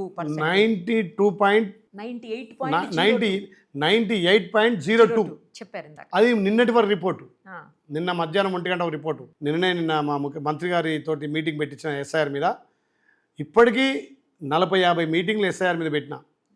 మా యాదాద్రి జిల్లా తెలంగాణ 33 జిల్లాలలో నెంబర్ 1 ఎస్ఐఆర్లో. అక్కడ టీఆర్ఎస్ వాళ్ళు లేరు, బీజేపీ వచ్చినోడు లేడు. భారతదేశంలో ఎస్ఐఆర్ పెట్టి బీజేపీలు బాగా లబ్ధి పొందింది. ఈ కాంగ్రెస్కి అనుబంధంగా ఉన్న ఓట్లని తొలగించి, కాంగ్రెస్కి అనుబంధం ఎవరు ఉంటారమ్మా? ఎస్టీలు, ఎస్సీలు, మైనార్టీలు, బీసీలు, అంటే పేద వర్గాలు. గతంలో ఇందిరాగాంధీ నుంచి కూడా ఈ వర్గాలను ఎక్కువ అభివృద్ధి చేసింది కాబట్టి ఈ వర్గాలు ఉంటారు. కాబట్టి వీళ్ళ ఓట్లను టార్గెట్గా పశ్చిమ బెంగాల్లో కానీ మొన్న అక్కడ తీసినటువంటి మిగతా రాష్ట్రాల్లో ఈ ఎస్ఐఆర్ వల్ల బీజేపీ కాంగ్రెస్కు ఓట్లను తీసేసి అధికారం రాగలిగింది. కానీ తెలంగాణకు వచ్చే వరకు ఇక్కడ ఉన్నది ఎవరు? ప్రజాప్రభుత్వం, గౌరవ ముఖ్యమంత్రి రేవంత్ అన్న నేతృత్వంలో. మీ ఆటలు సాగుతాయా? బీజేపీలో పప్పులీడు ఉడకలే. ఇవాళ అన్నిగా మేము ప్రతి బూత్కు ఒక బిఎల్ఏకి శిక్షణ ఇచ్చి, బూత్లో బిఎల్ఓతో పాటు బిఎల్ఏకి సహకరించి ఇలా 100కి 100 రూపాయలు ఎస్ఐఆర్ సక్సెస్ కావడానికి ఇలా తెలంగాణలో కాంగ్రెస్ బిఎల్ఏలు కష్టపడి పనిచేశారు. అదేవిధంగా బిఎల్ఓలు కూడా అంగన్వాడీ టీచర్ కానీ, ఆశా వర్కర్లు కానీ, ఏఎన్ఎంలు కానీ నిజంగా ఆ అక్క చెల్లెలు బాగా పనిచేశారు. బిఎల్ఓలు వాళ్ళ కష్టం డోర్ టు డోర్ పోయి ఒకసారి ఇంటికాడ లేకపోతే మళ్ళీ ఒకసారి డోర్ టు డోర్ పోయి మా సహకారం బిఎల్ఓలు సహకరించారు కాబట్టి ఇక తెలంగాణలో యాదాద్రి భువనగిరి జిల్లా నెంబర్ 1 ఉంది. దీనికి మా బిఎల్ఓలను అభినందిస్తూ మా బిఎల్ఏలకు సన్మానం ప్రోత్సాహం కూడా ఇస్తున్నాం. రైట్ అండి, all the very best. Thank you so thank much. You చెల్లె, థ్యాంక్ యూ.